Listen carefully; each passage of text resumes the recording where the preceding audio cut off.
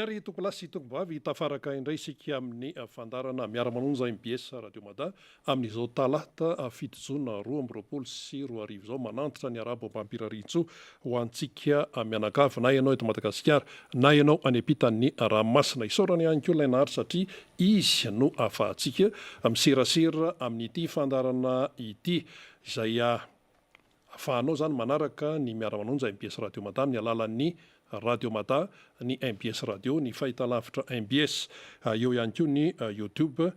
sy ny Facebook izany. Arabaina isika mianakavy no ny natratrarana ny fetin'ny Pentecoste izay natrehantsika tamin'ny faran'ny herinandro teo iny tena mila fanahy masina tokoa i Madagasikara ary izany Pentecoste zany dia tsy hoe natrehana fotsiny na da hoe mandeha mahazatra fotsiny fa tena zava-dehibe tokoa izany firotsahan'ny fanahy masina izany.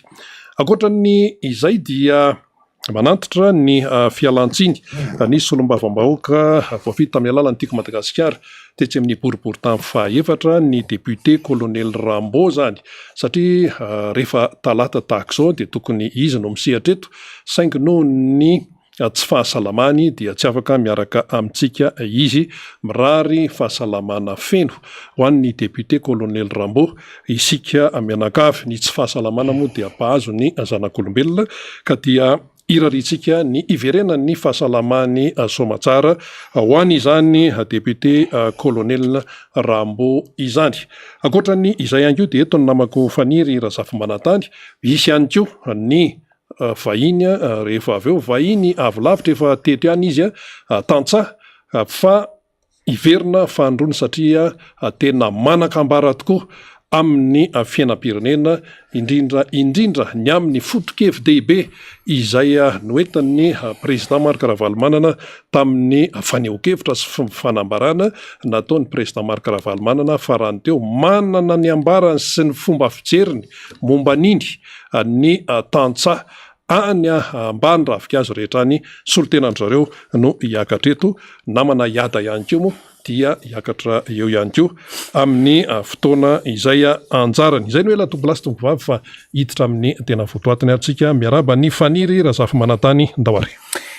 Miarabanao Rina dia miaraba ihany koa ireo teknisianina miara-miasa amintsika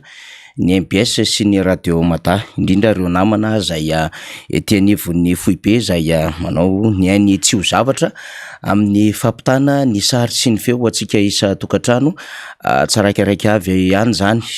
arabaina ihany koa antsika mpanaraka amin'ny Facebook, YouTube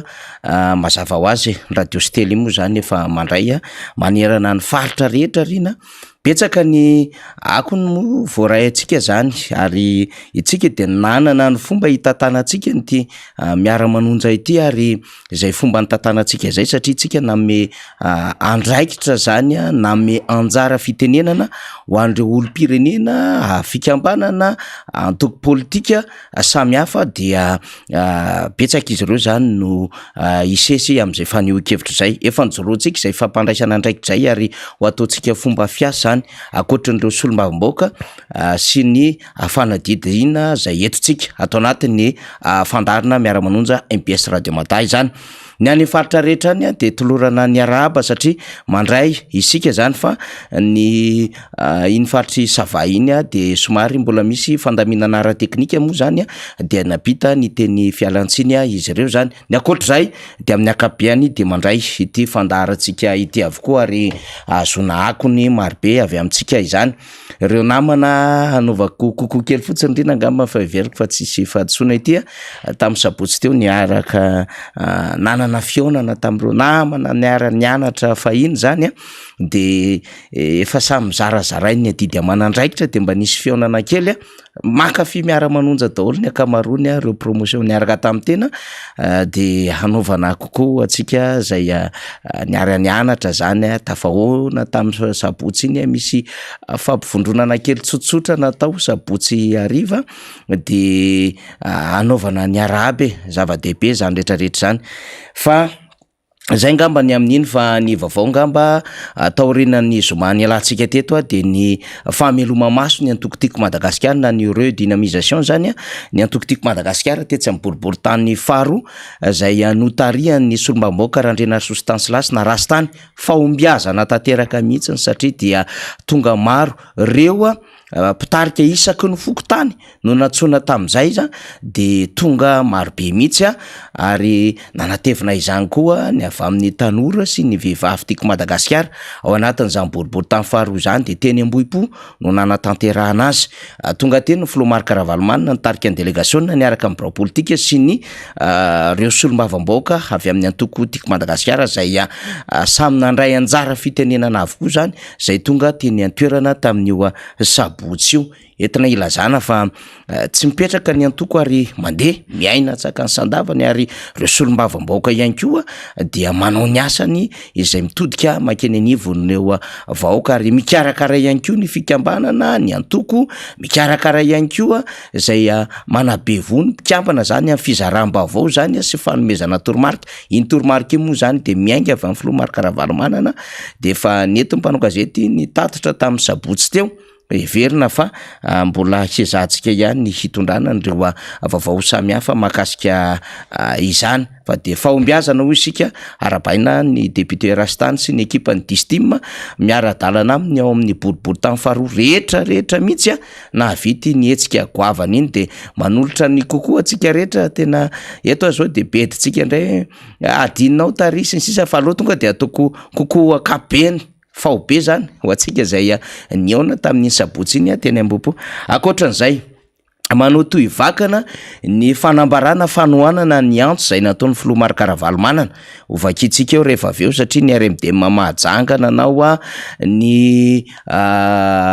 fikambanana mamifina nanao ny team avy any Ambatomanga any koa na tonga afatra taty amintsika rina de ovakitsika daholo zany rehefa aveo zany sy ireo vondrona sy olom-pirenena marobe zany ny amin'ny hoe zava-dehibe tokoa ny ahafahana zany mijoro maneo am'izay tsy fanekeny any zavatra tsy mety ito anivon'ny firenena izay amin'ny alala mifandraisana andraikitra zany satria betsaka loatra ny fanitsakitsahana lalam-panorenana sy ireo lalàna ary betsaka ihany koa no fampiororona ny jadona ny fiemoran'ny demokrasia ary zay fiemoran'ny demokrasia zay ny ACDD efa niteny an'izay tena miemitra mihitsy ny demokrasia eto Madagasikara fa ny fitondram-panjakana moa tamin'ny alalan'ny filoham-pirenena tsy mety miainka an'izany fa fanazavana izy ireo de tena hoe misy ny demokrasia ho azavaitsika zay rehefa amin'ny fandarina mitapa amin'ny faharoa fa ireny aloha zany mbola handray any vahintsika zay avy any lavitra any kanefa manana ambara eo amin'ny raharam-pirenena fa vaovao ihany koa nisongadina rina tamin'ny faran'ny herinandro teo de fantatsika tsara tamin'ny zoma zany fandraisana fanapahan-kevitra teo anivon'ny ministera ny fitaterana nanala mpikambana ao amin'ny filakevim-pitantanana roa be zao dia ny filosy ny filohalevitra ny filakevim-pitantanana zany nitoy sabotsy teo atao hoe mbola nisy fivoriana samihafa nataon'ny lay mpikambana teo anivon'ny filakevim-pitantanana ary tsy mbola resy lahatra amin'ny fialana izy fa nanana ny fomba nanambarany lay mpikambana eo anivon'ny filakevim-pitantanany Hermadiny amin'ny hoe filakevitry minisitra manaisotra de zay ny tokony izy ny ministera ny fitaterana nefa de miteny hoe tena solotena ministera ny fitaterana reo ka tsy mitovy ny fomba fijery hafa ny vina ministera ny fitaterana hanarenana zany Hermad zany zay nivadika Madagascar Airlines montage hafa iny ozy izy ireo mbola adevitra zay hoe Hermad sy Madagascar Airlines zay sy ny amin'ny hahoana no afahana manao redressement an'izany Hermad zany tam'izany nisy adevitra ny amin'ny hoe hanofa fiaramanidina $700,000 vetsika sa $250,000 prestige ny adevitra sa hoe ahafahana manao am'izay décollage zay manosika ao anatin'le redressement ny orinasa Air Madagascar zany ka lay mpikambana eo anivon'ny filakevim-pitantanana zany de mbola tsy tonga anatin'izay hoe fanekena ny ialana amin'ny toerana zay satria nametraka ny procédure izy ao ambadika zany adevitra rehetrarehetra zany ny ministera nefa de manenjana ny tadiny tamin'ny alala ministra Ranjatoela hoe manana vina ministera zao no itondrana azy ary rehefa nambara tany amin'ny tompon'andraikitra voalohany nanendry azy tao anatin'ny gouvernement zany rehetrarehetra zany de itondrantsika adevitra zay rehefa aveo fa ataontsika avangony adevitra aloha zany rehetrarehetra zany zany hoany antsika ilazana fa le dysfonctionnement sy le resaka tsy filaminana ao anatin'le fitondram-panjakana de tena mivandravandra rehefa tsiry zareo sampikambana ao anatin'ny antoko de tonga aty am'le samby tompon'andraikitra indray le izy misy lesoka lehibe eo am'resaka fitantanana zay satria ny administrateur zay solitena ny fanjakana amin'ny alalan'ny ministère anatin'ny conseil d'administration dia manana ny fijeriny le ministère manana ny fijeriny de tsy voasambantsika nahita zavatra mikorotana ohatran'izany ny désordre tanteraka mihitsy fa io hitantsika io zay le fanjakana de rehefa resahany zany ho fantatry ny vahoaka zay no adiditsika de mba anjarany rehetra ny mandinika hoe tsy mahagaga ntsony le fikorotana n'le fitondram-panjakana satria misy antony zany ary akoatra ny to amin'ny Madagasikara ihany koa de afantatra ihany koa fa natsahatra amin'ny mampanolo-tsaina azy eo anivon'ny masovo Madagasikara any la Frantsa ihany koa zany olona voaresaka teo aloha zany rehetrarehetra zany de itondrantsika ny fanadihadiana rehefa verina fa avelako aloha ianao zay iaraka amin'ny vahiny efa maro be ihany koa isika zay miandry any amin'ny toerana rehetrarehetra any de anova kokoa manokana le ranabavy miasa ny lavitra any Jordanie any de kokoa anao ranabavy satria tena hoe tena aiza faniry misy satria sy mifandarina de misy mifandarina fa ho amin'ny fandaminana ny Anim-Batondra zaka parafara vola tsy adino satria mahazo atsika mivatana be mpanaraka tsika any de anaovana ny kokoa atsika rehetra zany zay fa miverina eo indray ny tena koa rehefa aveo rina misaotra faniry tamin'izay atsotsika hoe afango zay amin'ny fanomboana ny fandarana miara-manonja MBS Radio Mada akoatra ny efa nambarany teo mialohany tena andraisantsika ny taontsaha avy any Ambalanirana Ambotra Trimonala commune Soavinandriana district ny Manjakandriana Andriamato Rafredy ray aman-dreny Rafredy dia tsy ivona ihany koa ny tsy asitsika resaka be ny resaka baolina atao mamasina atao de raisiray zany amin'ny baolina fa inona moa zany fa de reny izy reny tsy asitsika resaka be fa mbola gisitra aloha isika eo amin'ny filarana rehefa idirana politika loatra ny fanatanjahantena dia reny no vokany dia eo ihany koa moa ny amin'ny hoe tsy ampy fiomanana tsy ampy fotoana tsy ampy entraînement tsy ampy atao hoe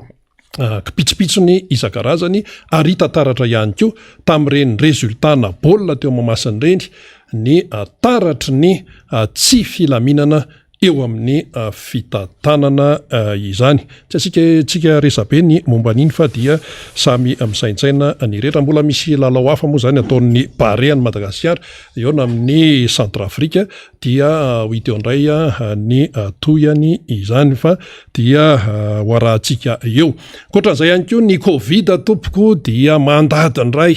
mitombo indray ny olona tratran'ny Covid zava-misy zany fa tsy hoe zavatra foroporonina miakatra indray le satria ny andro mangatsika no alefahana ny fiarovatena ary zany fanalefahana ny fiarovatena zany dia no teneniny eo anivon'ny mpitondra fanjakana de hoy isika vahoaka hoe inona ary ty le aretina mbola eo ary zay tratrany dia tena sahirana ary le aretina ne mahafaty zay dia apatsaivona foana zay mahafaty le aretina fa dia no maivanina moa zany amin'ny hoe fiarovatena ary mpitondra mihitsy no miteny an'izany fa namaivanana zany tao anatin'ny conseil de ministre de gaga ny olona de tena moa mpanao gazety mandendeha de nanontany ny mpitsambo nanontany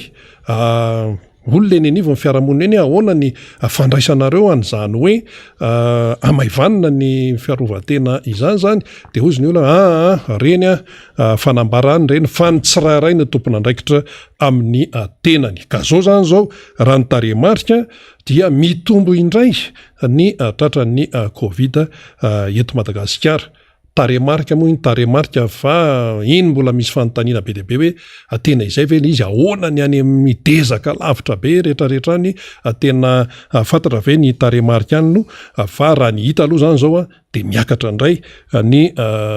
salanisan'ny tratran'ny covid izany ka dia samy mitandry tena isika mianakavy. Eny ary tompolasy tombovavy efa hitako aiketo ny vahiny zany mpisehatra voalohany eto miara-manonja MBS Radio Mada, Andriamato Rafredy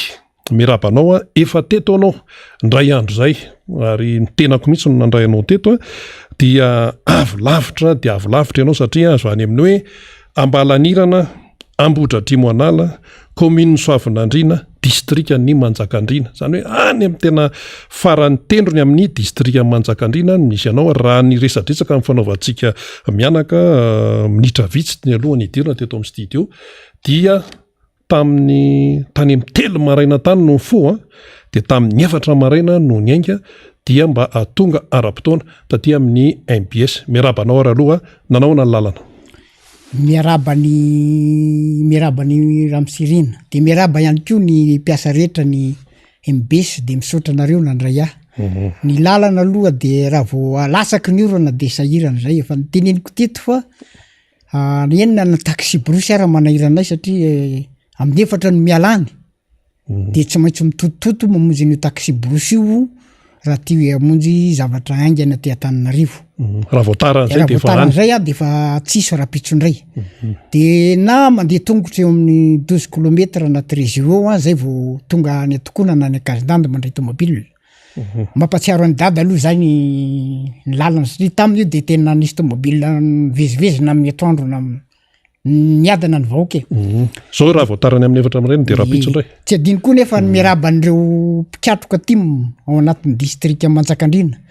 Raha lazainy eto de ny district Manjakandriana de efa miroborobo fatratra koa zany etoko timo voapetraka isaky ny fokotany. Commune vitsivitsy ihany sisa no misy fokotany mbola tsy tomombana kely. Efa kely fa ny akamarony de efa azo atao hoe mipetraka tsara zany etoko timo Madagasikara zany any amin'ny district any Manjakandriana. Miaraba any koa sady mampahery an'ireo mpitarika ny rodoben'ny mpanohitra indrindra fa ny filo Ravalomanana zay mampahery azy satria sedra mafy no miandry azy. Eto zay dia izay tatsaha dia matsapa fa zany filo Ravalomanana zany de tena mianatra tsatateraka ary tena miany voaka madinika ary tena sarotiny amin'izany hoe fendrianam-pirenena zany. Ampatseviko kely izy satria indrindray mako adino. Raha vonazo ny fitondrana ny filo Ravalomanana tamin'ny Roa sy Roarivo de nisy firenena lehibe anankiray izay somary ny salasala zay namatsika ihany de zao no nataony taminy raha hiaraka aminay ianareo de avia fa tsisy zana-taninareo tsony eo fa mitovitsika karaha hitovy amin'ireo firenena rehetra io nareo iara-iasa de tongava afasahina zany ary tena manaiky mihitsy tsy manaiky mihitsy hoe ho ambanin'ny firenena hafa fa manany fendriana ny Madagasikara.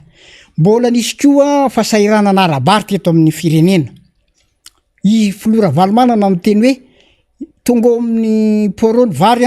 avinareo mpandraraha fa tsy azonareo atao mihoatra zao tsy tadidiko tsara moa fa ny vidin'ny vary io reo sahirana vahoaka sahiran'ireo tsy anarotanareo. De ny azo azy teo moa ny mpandraraha de avy ihany nanaraky le toromarika. Nisy koa fotoana nisiny saika ampiakatra ny vidina solika reo mpandraraha amin'ny solika de niteny izy azakarinareo samy mpandraraha tsika misy tombony anareo fa rehefa tsy anao nareo vitako de lefitra ihany moa reo mpandraraha reo fa nanaraka an'le baikony filo Ravalomanana. Rehefa miodiody indray ny aretina de niteny izy idio sisy ndranomasina io fa sisy tany io fa tsy vidy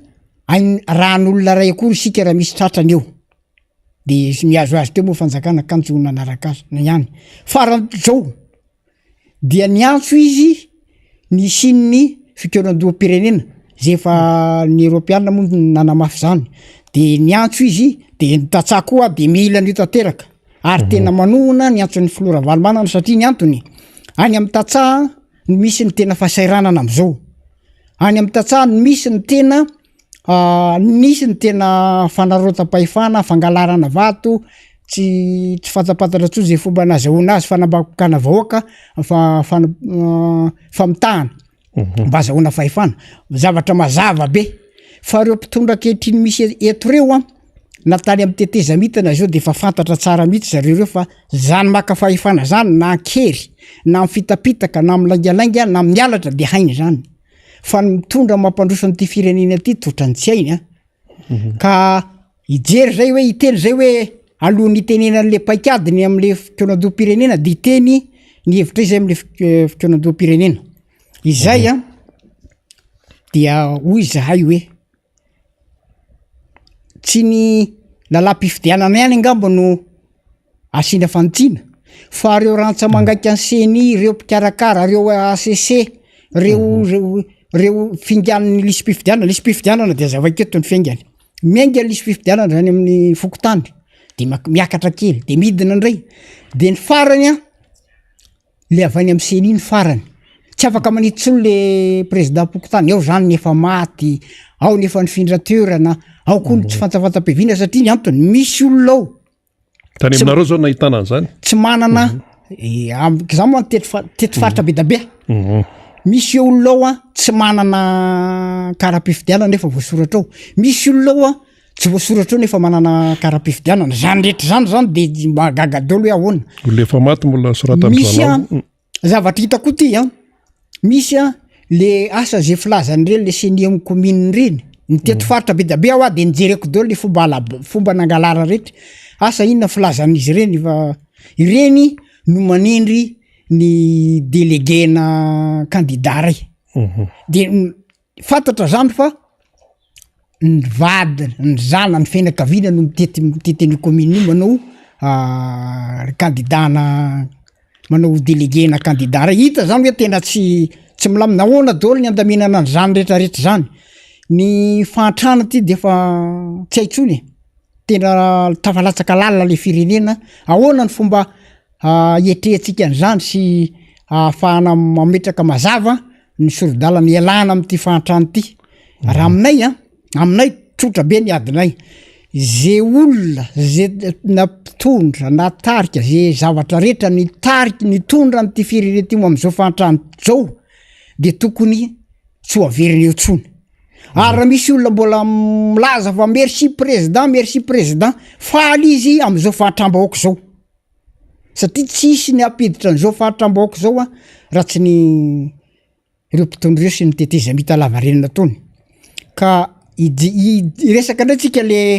zavatra ho ataony ohatra mbampimekely aly zao aloha ime satria miteny izy hoe ikarakara hony zany tatsà zany amin'ny ady amin'ny tsy fanjari-tsakafo zany misy fikonan-jao zany eritreretina ho atao eritreretin'ny eo anivon'ny mpitondra fikonan-do satria hoe tsy ampy sakafo misy krizy ara-tsakafo sinsisa de miresaka an'izay nefa tafiditra ao ny tantsaha ahoana ny tena fandraisanareo tantsahany zay satria ato a fikonan-do-pirenena izay tena hoe ijerena ny tsy mety rehetrarehetra ino moa efa nytenen'ny président Marc Ravalomanana iny efa nytenen'ny européanina iny efa nytenen'ny ny sehatra isan-karazany dia tapitapika eo de nisy mipotra tapika tato hoe ity indray misy fikonan-do karakarain'ny mpitondra zany resaka hoe tsy fampitsakafo resaka ohatra zany ahoana ny fahazahoanareo tatsahany zay fandehanan-javatra tsara mba tena hoe ampazava azy io ny mezako kely satria raha kotina zany a 20 taona zany Andry Nirina Rajoelina président ankehitriny zany nitantana an'ity fireneny ity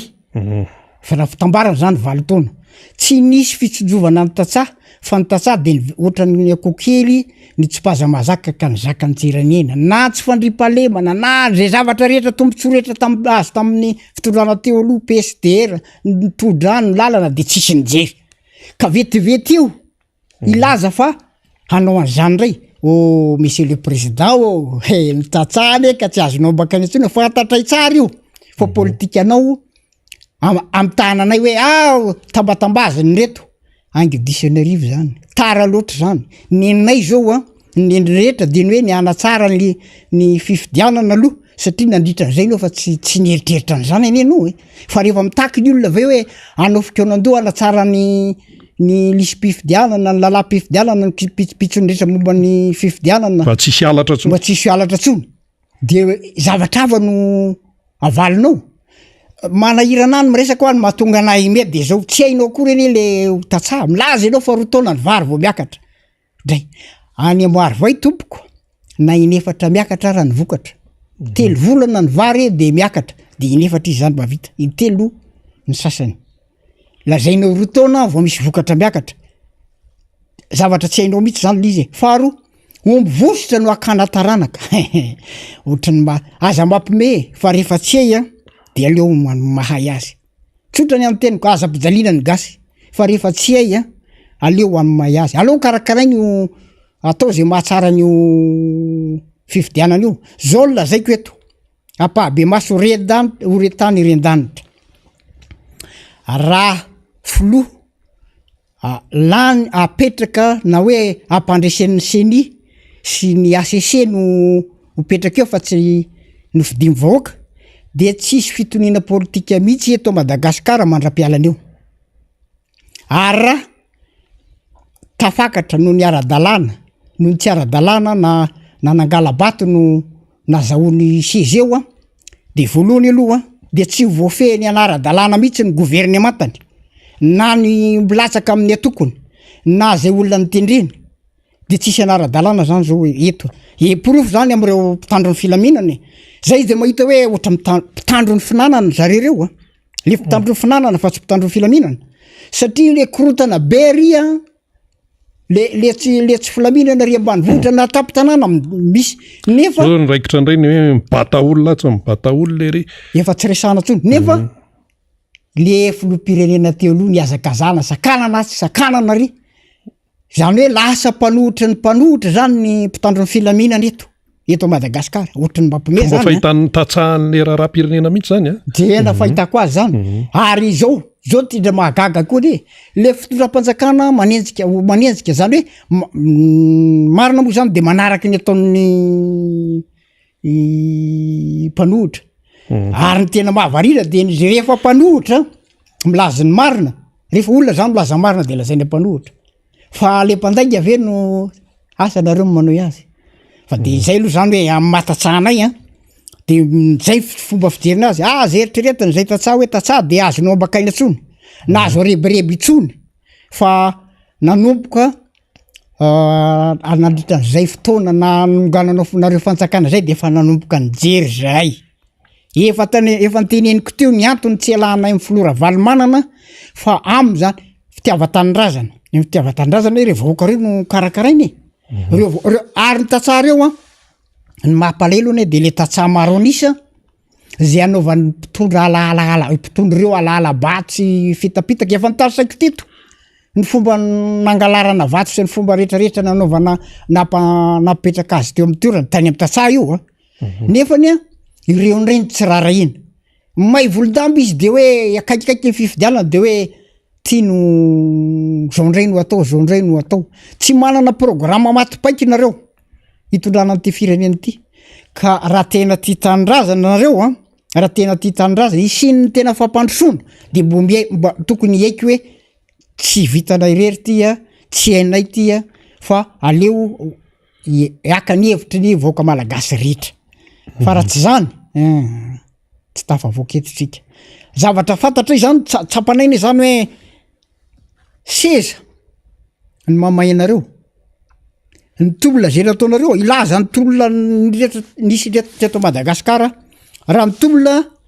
nazahoantsika an'izao fahaleovatena zao niverenany fahaleovatena ravoangy raseta raha be malanjara zay lo nitana laza fa tsy nahazo sezany zany tsy miady seza zany ka raha ohatra ka misy zany ny tolona tena fitiava-tanindrazana tsy ny sezany lara-pamehana fa fanokana-mpanjakana zany ny seza zany mangalabato zany ny seza zany so de fitanareo zao tia tanindrazana tia seza nareo zay ny marina de aza viliviliny say bahoaka tiana io seza io zay miakatra dolo ny vidin-javatra rehetra jereo hoe manahoana izy zao manahoana zao le zavatra ilan'ny mponina rehetra ifeny andavanandro miakatra de miakatra le any tanàna mihitsy io le any tanàna io siramamy kafe labzi ohatrohatran'izay fa ny akoatran'ny filana andavanandro fa ny akoatran'izay ny vidibokatra midina tsisy katatsatsy mikaikaiky eto amin'ny vidibokatra efa miverimberina foana de mbola zany foana zany foana de izao ne fahitako an'io aza lalovina mety hiazakazahana ndray io akarina de hoe efa miany vidibokatra ny tatsaha telo taonany zay nataonao amay de amborokevitra eo ndray ianao aza mamitaka tsony fa efa fantatray hoe fitaka io fantatray io izy nareo hoe akotsina any ohatr'izay akotsina any ohatr'izay laninina lany kary zavatra efa tsy vitanao nandritra zay 20 taona zay aza mampanofinofo voaka tsony volana jontsika zao telo taona sy tapany zany zao ty fitondrany ty de efa kelikely sy eritona sy tapakely de miampy le tetezamity efa valo taona de zao misy hoe anao anina ndray ty koa zany ohatra ny misy tombako kely ny saitsika nisy olona ny sazin'ny international 700 angaby izay raha tsy diso nandritra an'izay 30 taona zay de reo ny tantana maraka tsara mihitsy nanao zany de reo ny tantana am'ty fireneny ty kanefany efa saziny ahoana moa miantso an'ireo zay fidy azy olona voasazy efa saziny ahoana moa tsika ny azo fomba tsy mbola tonga de ahazo olona saziny de indray apetraky tsika eo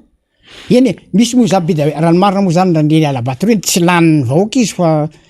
haizany efa nyteneniko hoe hain'ireo zay ny tokony ampamailo atsika hoe reto olo reto ny fahaizany mangalatra fahefana de tena hainy mihitsy ary makingy azy tena makingy azy na lala amin'ny fanonganam-panjakana so de adininareo ary fa fantatray ny hoe niaraka tamin'ny maramila mihitsy nareo nanonga-panjakany ka dikan'izany na nareo maramila reo ara de tsy hitanay mihitsy hoe mpitandro ny filaminandreo mikorotana tsy vitanareo ny asanareo ny grady tena gaga zay hoe zavatra hitanay eto Madagasikara nresantsika io ny manamboninahitra ambony be da be ny arem-pirenena mivoaka ho azy ao na fitandrona filamina zao any tanàna mihitsy ao le iainanareo isan'andro mihitsy ny ano efa teneniko teto fa le marina le vahoaka de ohatrany mandromandry aloha sady efa vitsivitsy omby fa tsy de betsika loatra fa metapitra ny omby de metapitra ny omby de reo anareo zany reo be da be zany hoe général be da be zany hoe colonel zany na amy gendarme na amy maramila na amy polisy manamboninahitra be da be nefa le tsy fandripalemana mitombo mitombo varina ihany zay tokony zavatra jerena zany zay misy jerena zay ka ny fantaniko anankiray Andriamato Rafredy miteny ianao hoe tsy azo ampakaina ntsony ny tantsaha efa arakay daholo ny zavatra tsy metimety sy ny fitapitaka isan-karazany dia tena manohana mihitsy ny tantsaha zany ilay fionam-be pirenena concertation nationale le netsony ny président Marc Ravalomanana netsony ny teo anivon'ny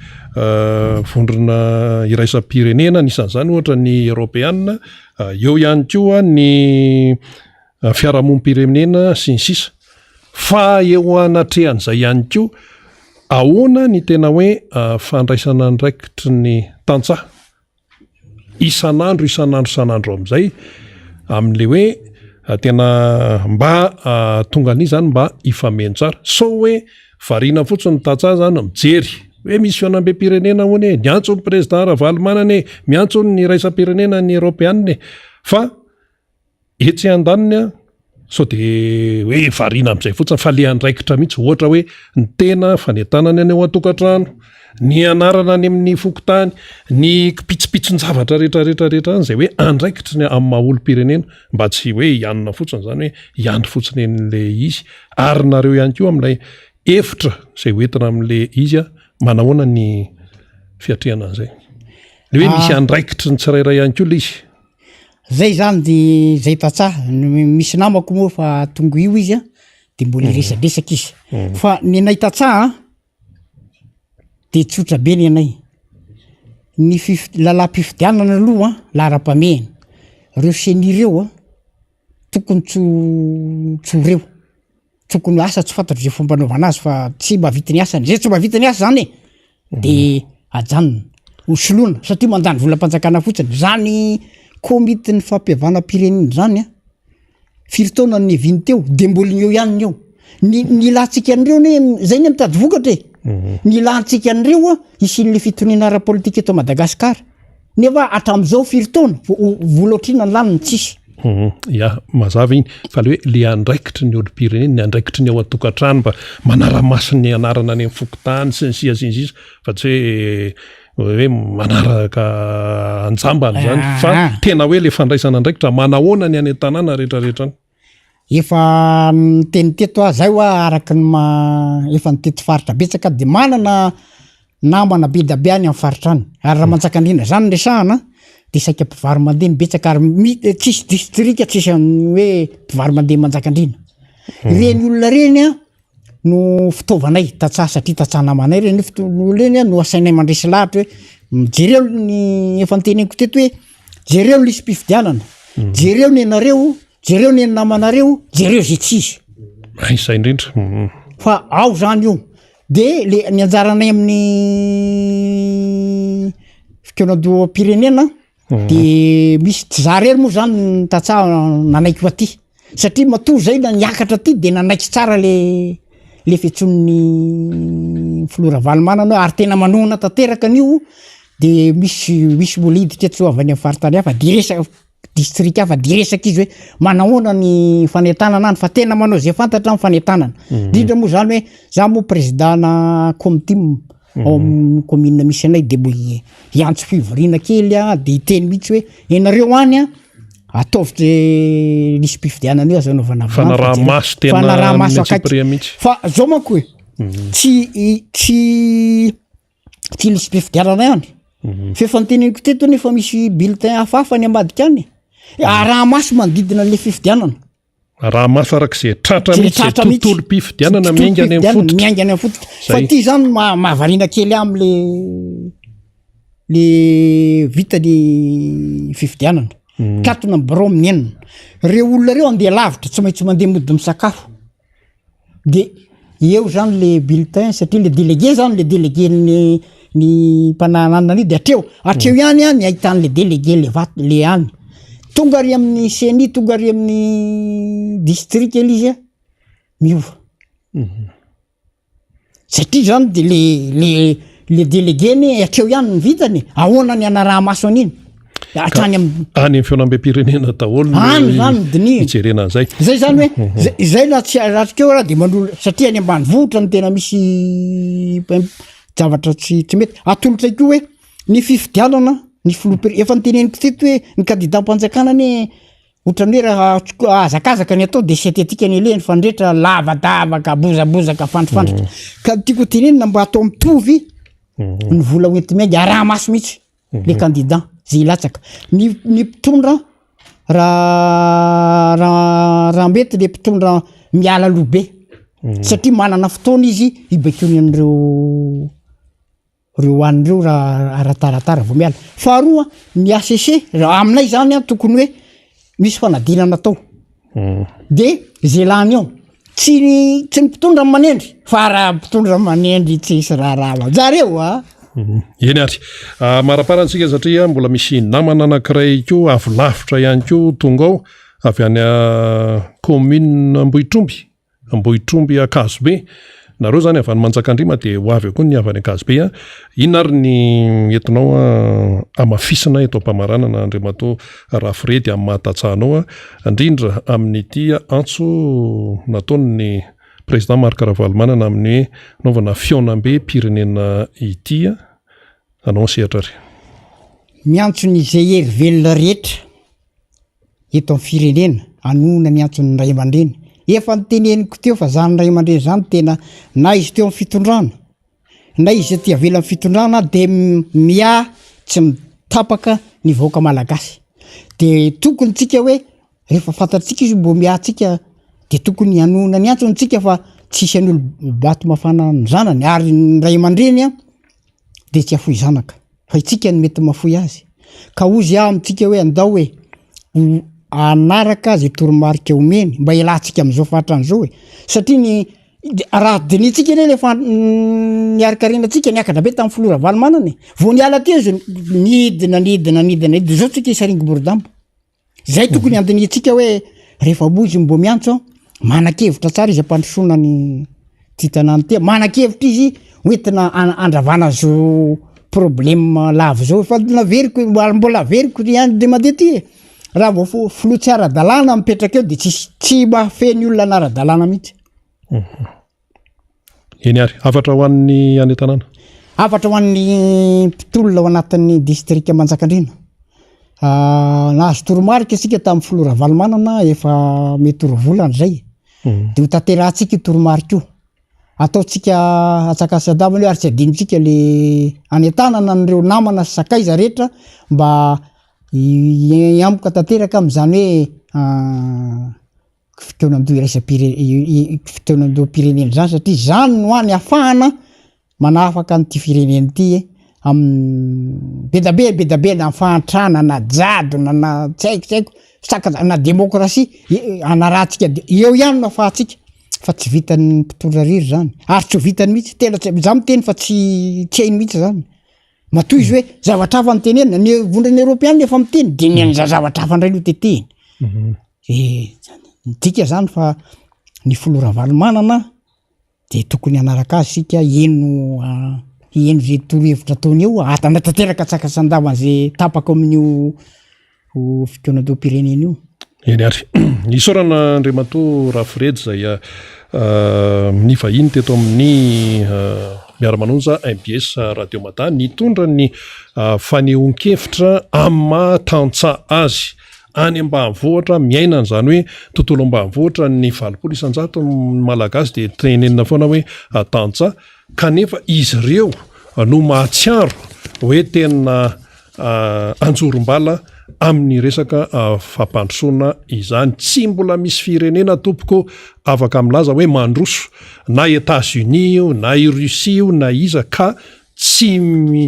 miankina amin'ny tantsasany hoe fambolena sy fiompiana izany fa resaka hoe tontolo ambanivohitra io dia manana ny toerany na firenena aiza na firenena aiza izany de isorana zany Andriamatoa Rafiredy avy any Ambalanirana Ambodra Atrimo Anala commune ny Soavinandriana distrika Manjakandriana ny sehatra teo nitondra ny fomba fijeriny ny raharam-pirenena sy nitondra ihany koa ny fiainan'ny tantsa any aminy ny manaraka misehatra eto indray dia Andriamatoa Pascal Randrianindrina Andriamatoa Pascal Randrianindrina dia avy any amin'ny commune Ambohitromby Akazobe zay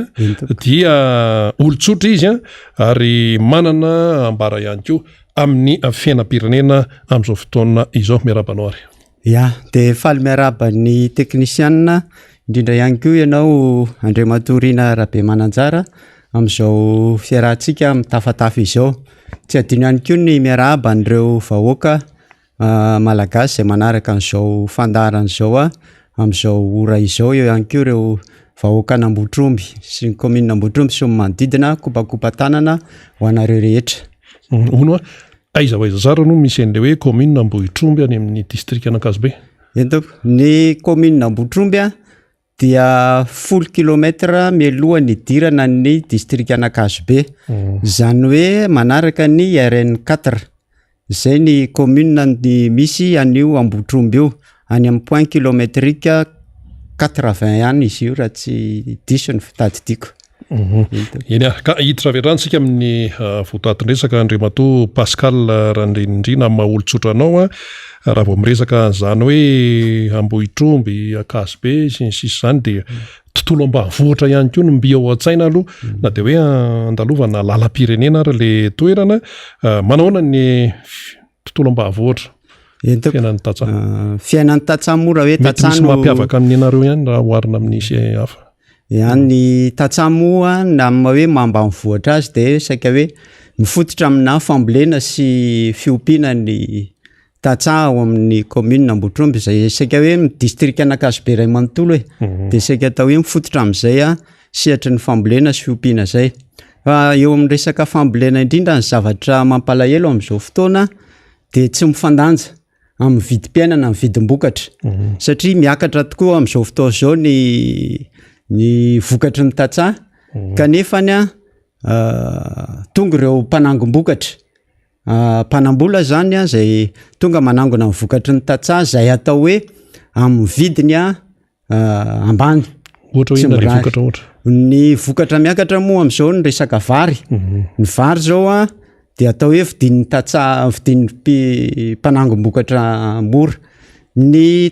mpamitantsaha koa tsy maintsy hoe voatery mamaritra an'le satria ny olana manko amin'izao zao daholo ny saika hoe akamaroan'ny tantsaha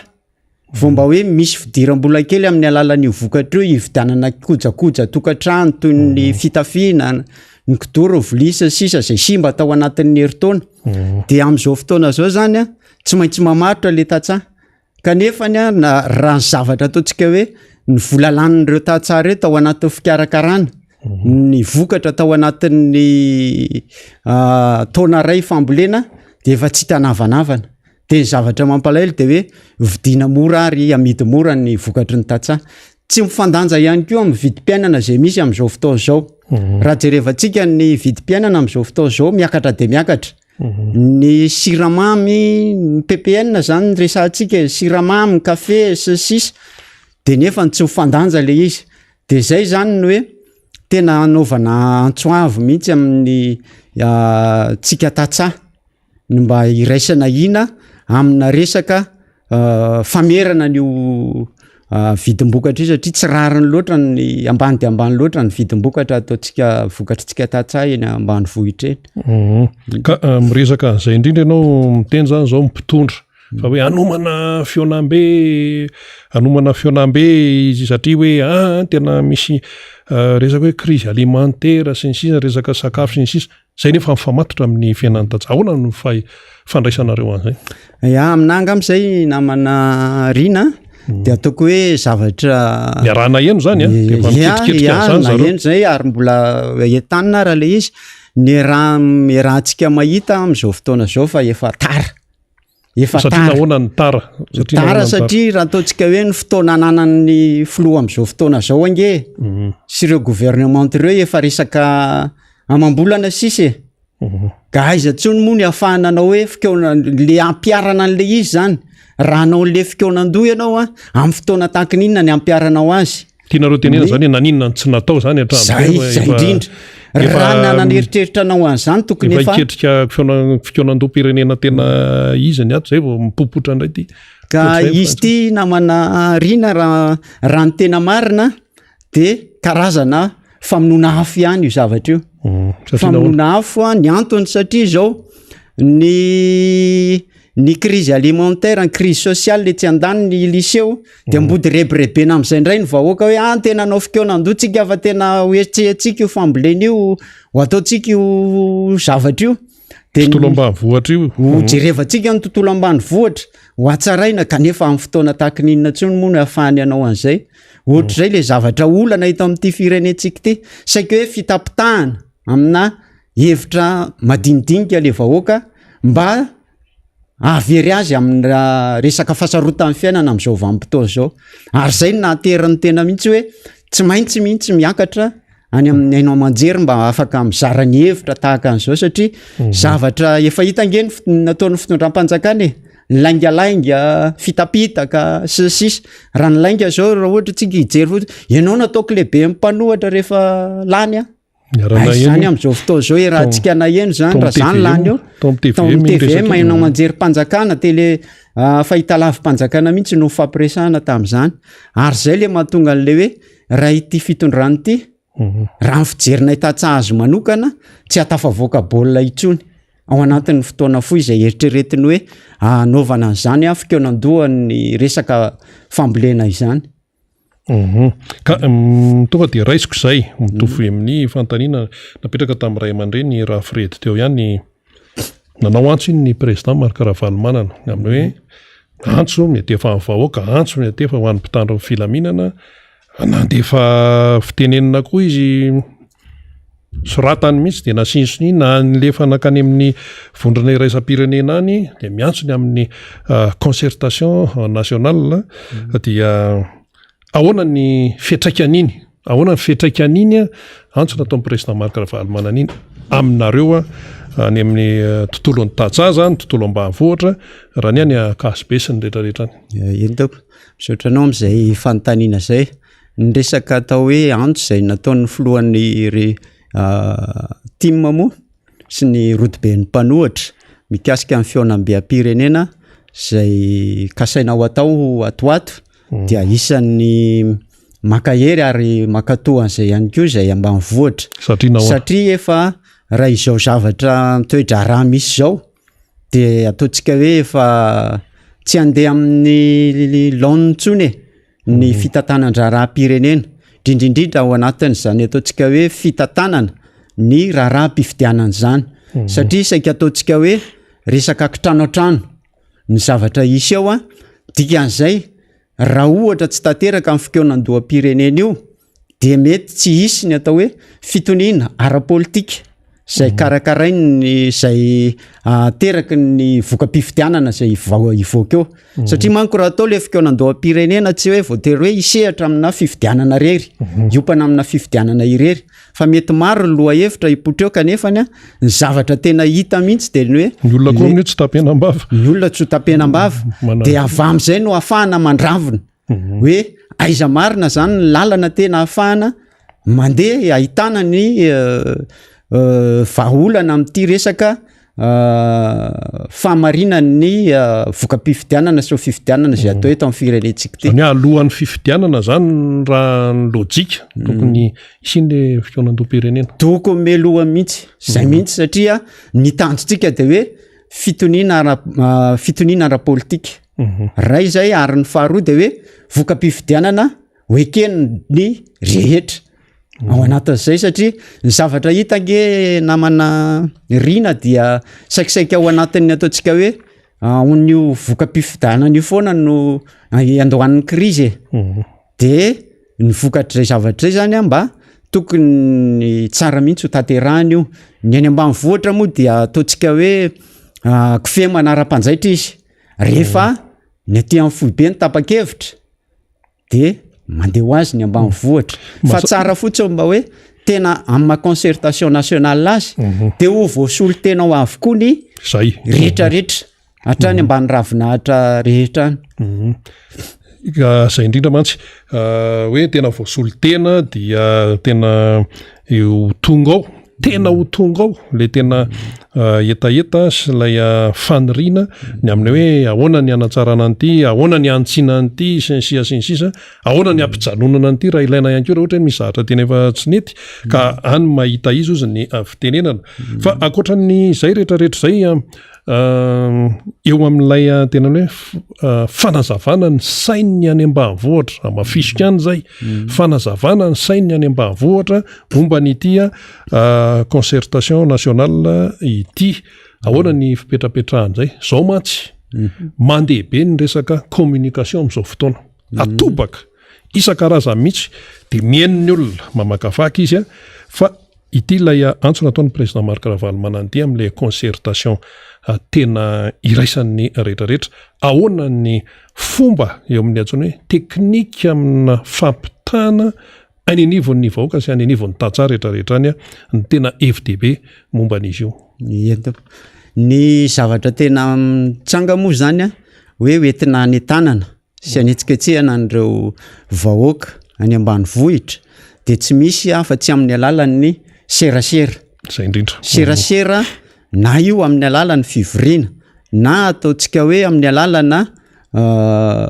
fampetsona ny samy efa hoe tonga saina mahatsapa sy mahafantatra ny amafy ny fiainana amin'izao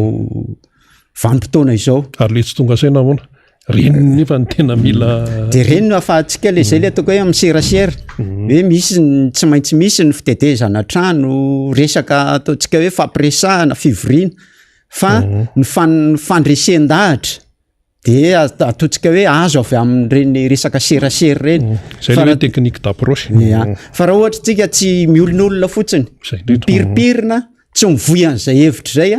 dia lasa matory ihany koa ny tatsana amatsika ny any ambanivohitra any zany hoe ataoko hoe olon-tsotra de manoana tanteraka zato isanjato mihitsy an'izay ataontsika hoe antso nataony ny filohan'ny repoblika zay indrindra moa antsika mpitandro filaminana ny asantsika mpitandro filaminana ane de filohan'ny repoblika teo aloha antso nataony president mialatsy ny filohan'ny repoblika teo aloha filohan'ny RMDM sy ny tim am'izao vanim-potoana zao ny ino izy teo ny antso ho an'ireo mpitandro filaminana zay tokony hoiaro ny vahoaka sy mifananany zay ny tena ataontsika hoe iraka nanaovanareo ny fianianana ho an'ny tanyrazana de mba aoka ataontsika hoe hitondra n'izay fitoniana zay tokoa ianareo fa tsy atao hoe variana fotsiny amin'ny fanenjehana mpanao politika na atao hoe fanenjehana an'ireo zay tsy mitovy hevitra amin'ny mpitondra fanjakana fa entanina zany tsika rehetra mba iray saina iray fo satria ataontsika hoe efa mafy ny atao hoe zavatra mahazo ny malagasy am'izao fotoana zao ary efa tena mila isaringo bordamba mihitsy ny vahoaka raha ny ataontsika hoe ny any ambany vohitra ambany ravinahitra any jerena de tena hita hoe tena sahirana indrindra moa zany hoe tsy fandripalemana zany tena any ambany vohatra tena mandry tsy lavoloa ny vahoaka ary zany de ataontsika hoe fa manomboka hita taratra ihany koa ety andreny vohitra ity raha maheno ny vaovao isan-karazany ianao fa ny any ambany vohitra any mbola mihoatra lavitra an'izany satria vokatra zay tsy fandripalemana zay ihany koa de tsy afaka mamokatra ny tatsaha miravoravo tanana ny tatsaha tsy afaka miompo ny tatsaha satria raha omby ompina ataontsika hoe eo amin'ny heritaona rotaona efa valeur raha ataontsika hoe manana omby miasa izy efa amina rotapitrisa mahery any zany kanefa ny eritrereto hoe alainy ny dahalo misy dahalo fotsiny misy dahalo amin'ny faritra Kazobe iny maromaro ihany ny toerana commune atao hoe misy an'izany dahalo zany de zay na nentanana antsika mpitandro filaminana rehetra ary ny zavatra mampalahelo de zao misy atao hoe le tasy reny any détachement d'autonome de sécurité autonome de sécurité reny any amin'ny isaky ny commune moa zany fa ny zavatra mampalahelo de le vahoaka madinika efa mitady no hoaniny anio no mandondra iny atao hoe indemnité an'ireny mpitandro filaminana zay mipetraka any amin'ireny ambany vohatra misy alerta ry de ny vahoaka an'ireny no miantoka ny vahoaka miantoka tsy vita an'izay tsy misy alerta ihany ka fa misy mihitsy cotisation ny fokon'olona isam-bolana ohatrinona izy zay alohan'ny fokon'olona arakaraka le toerana moa zany fa misy eninjato vola eninjato va miaraka amin'ny vary io alohan'ny fokon'olona misy vary de alohan'ny fokon'olona zany isam-bolana zay ny anaovana antsoavo ny mpitondra fanjakana mba hoe hijery akaiky an'izay zavatra zay satria ny mpitondra fanjakana tsy manana budget le lanina any amin'ny atemera ka zay mihitsy le anaovana antsoavo ato hoe fangamo reo mpitandro filaminana zay mipetraka any ambany vohitra ireo tsy efa karamain'ny fanjakana ohatra ny mpiasa-panjakana rehetra ny dokotera ny ny karamain'ny vahoaka tena satria fanjakana egalina vahoaka zay de zay zavatra zay no anaovana antsoavo atsika ho anareo mpitondra fanjakana ambony ao miainga hatrany amin'ny commune satria hatrany ny tokony anao ny andray participation amin'izany fandripalemana eny ambany vohatra zany toko de raha tsy mahaloa zany amin'le cotisation zany sy ny rehetra de ahoana de tsy metsika revo tsy mahaloa de efa mazava ho azy fa de efa tsy jeren'le mpitandro filaminana satria efa mipetraka io mbola mitranga ve zany zavatra zany am'izao mbola mitranga zany am'izao de zay ny anaovana antsoavo atsika mpitandro filaminana mba tena nao asany kitsipoka hiaro ny vahoaka sy ny fananana fa tsy ataontsika hoe maty ny fitiava-kely na zavatra kely moraloso moralevina ery ny mpitandro filaminana moa iny moa zany fomba fijery ny zavatra misy fa misy koa mpitandro filaminana tena manao ny asany tena manao ny asany zany fa reny moa zany tsy de hoe hita loatra noho ny antony maro samihafa ihany koa tena misy mpitandro filaminana tena mijoro amin'ny mampitandro filaminana azy fa eo moa zany ny fanamariana ho an'ny sehatra hafa ao anatin'izay sehatra izay ihany ka zany rehetrarehetra zany ny ilanan'ny fikoanandoam-pirenena avokoa le fikoanandoam-pirenena tena iraisan'ny rehetra fa ianao ihany koa dia fantatra manakambara amin'ny tontolon'ny fampianarana afaka volana vitsy raha tsy diso any 5 septambra fidirana 4 septambra eo ny fidirana ofisialy zany amin'ny taom-pianarana 2022-2023 fohifohy ihany zany fanadinana amin'izao mbola tsisy mandeha ahoana ny fiatrehana zay raha ho aty amin'ny sekoly tsy miankina zay eninay mpanao gazety satria izay koa mandehandeha fa hoe tena kofina ny tontolo ny fampianarana tsy miankina eo aloha ny calendrier eo ny fiatrehana ny entimanana isan-karazany ndray aman-dreny tsy manambola firy-tsony amin'ny hoe entimanana amin'ny zanany sisa dia sahirana ianao ny tena mahay azy ndao ary dia misaotranao amin'izay fanontaniana izay resaka fampianarana no resahantsika resaka fampianarana amin'ny tontolo tsy miankina dia zavatra hita aloha raha hoe anao ny tsy hany tantara kely taloha tamin'ny fitondran'ny filoha Marc Ravalomanana teo fitondrana teo aloha zany dia hita hoe miadana ary afa-po tokoa ny fampianarana tsy miankina setran'izany ny fahazahoan'ireo sekoly tsy miankin'ireo fitovian'ireo sekoly tsy miankin'ireo amin'ny lenta amin'ny sekoly mpanjakana ny antony dia tamin'ny fotoan'androny ny sekoly tsy miankina dia nahazo boky avokoa tsisy akanavaka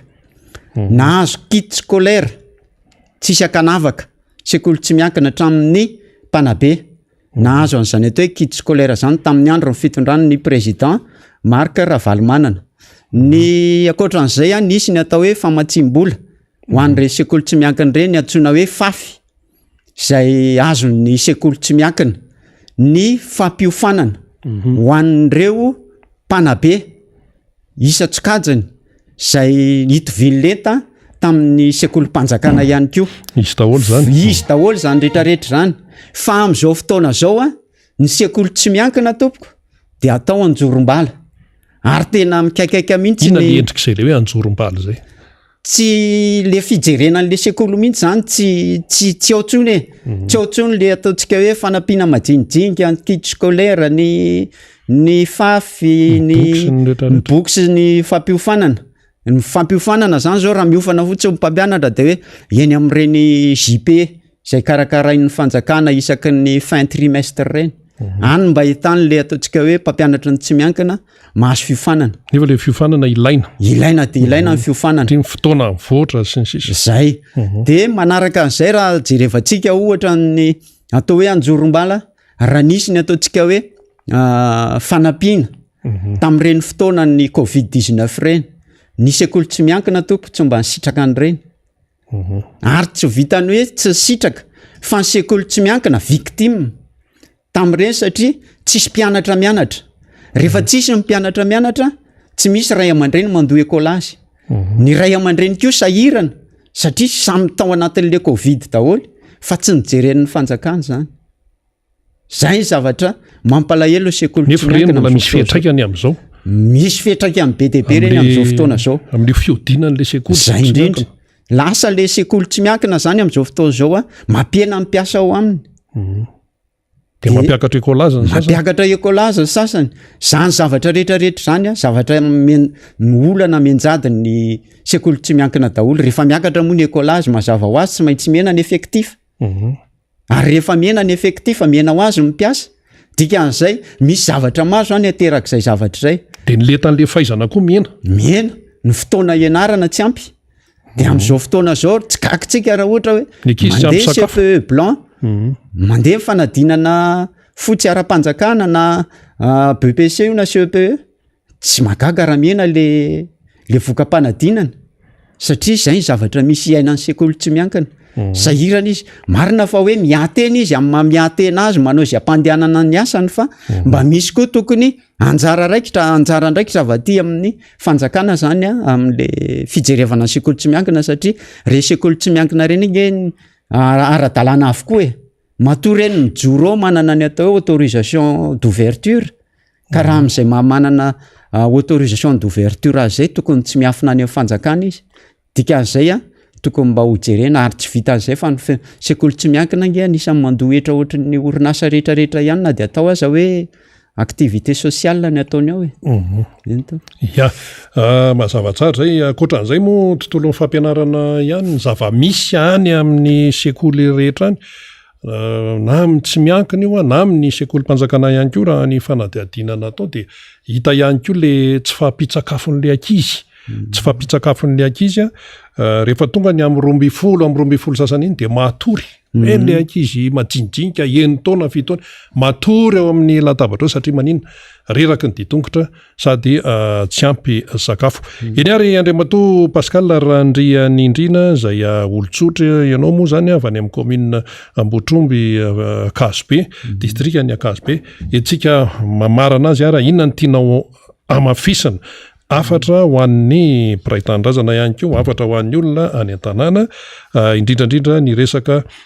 antso nataony président Marc Ravalomanana momba ny fionam-be-pirenena entoko ny antso moa zany ho atsika vahoaka rehetra izay mandre an'izao fandaharana izao sy mahita ihany koa zao fandaharana izao dia ny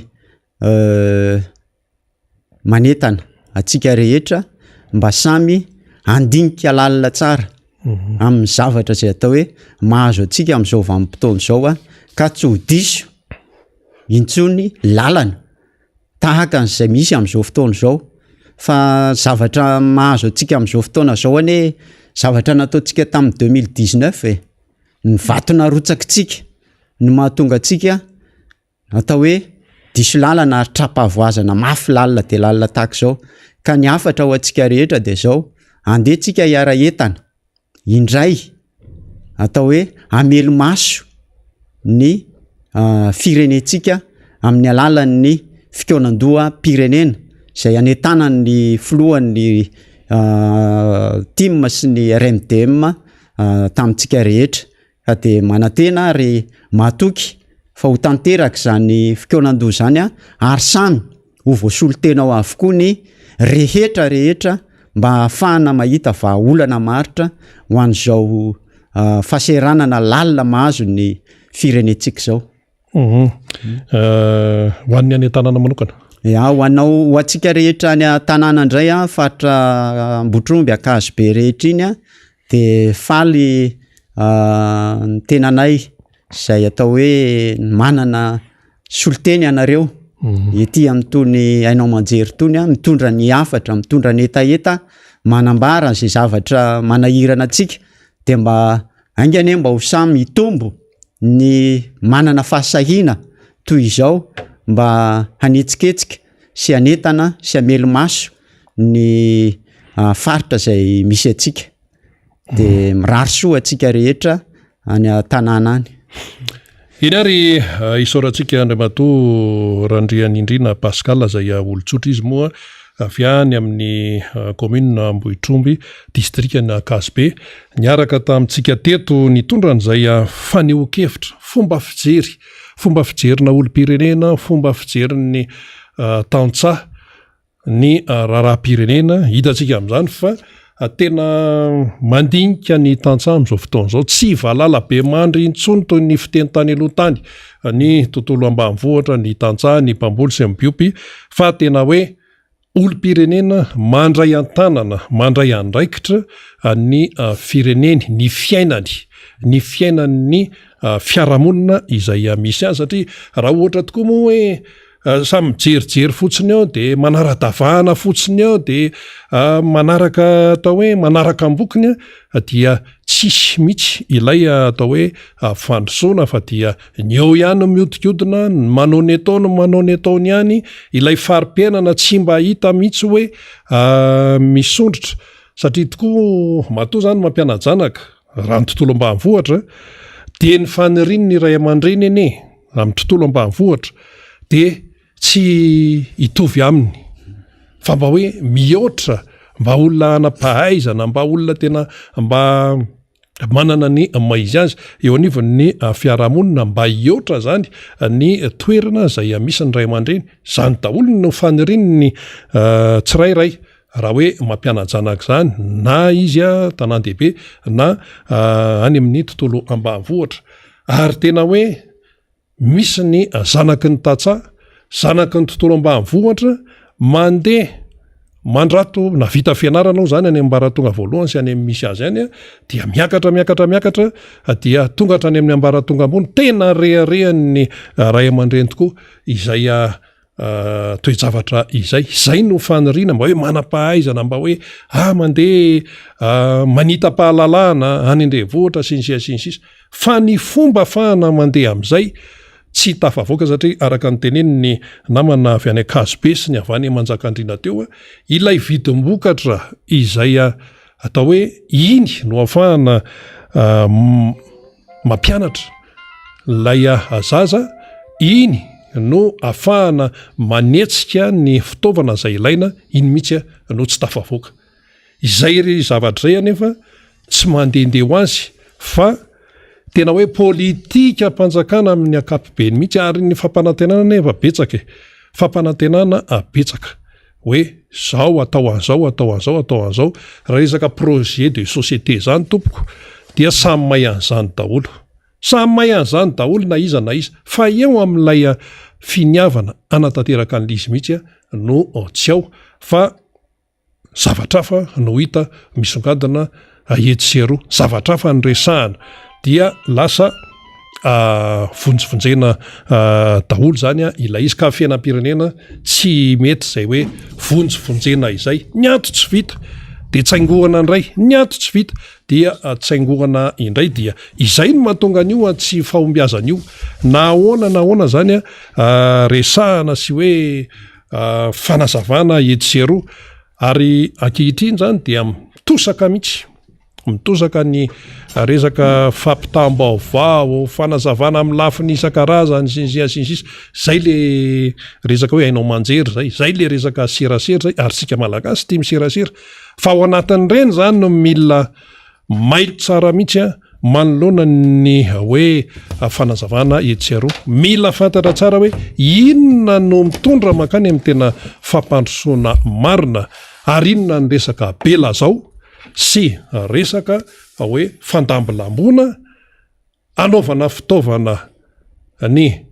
mpiaramonina ikatsahana tombontsoa manokana mila mailo tsara manoloana an'ireny toe-javatra eny eny ary namana faniry razafy manantany efa etondray ianao nandray vahiny anankiroa sika teo tany amin'ny faritra ambanivohitra tany daholo izy ireo tonga ty amin'ny MBS ty tena nandany fotoana mihitsy avy lavitra dia tafita amin'ny zareo zany ny antso nataony ny président Marc Ravalomanana raha ny fandehan'ny resaka teo aloha le ramose voalohany moa avy any Ambohidratrimo anala lavitra zany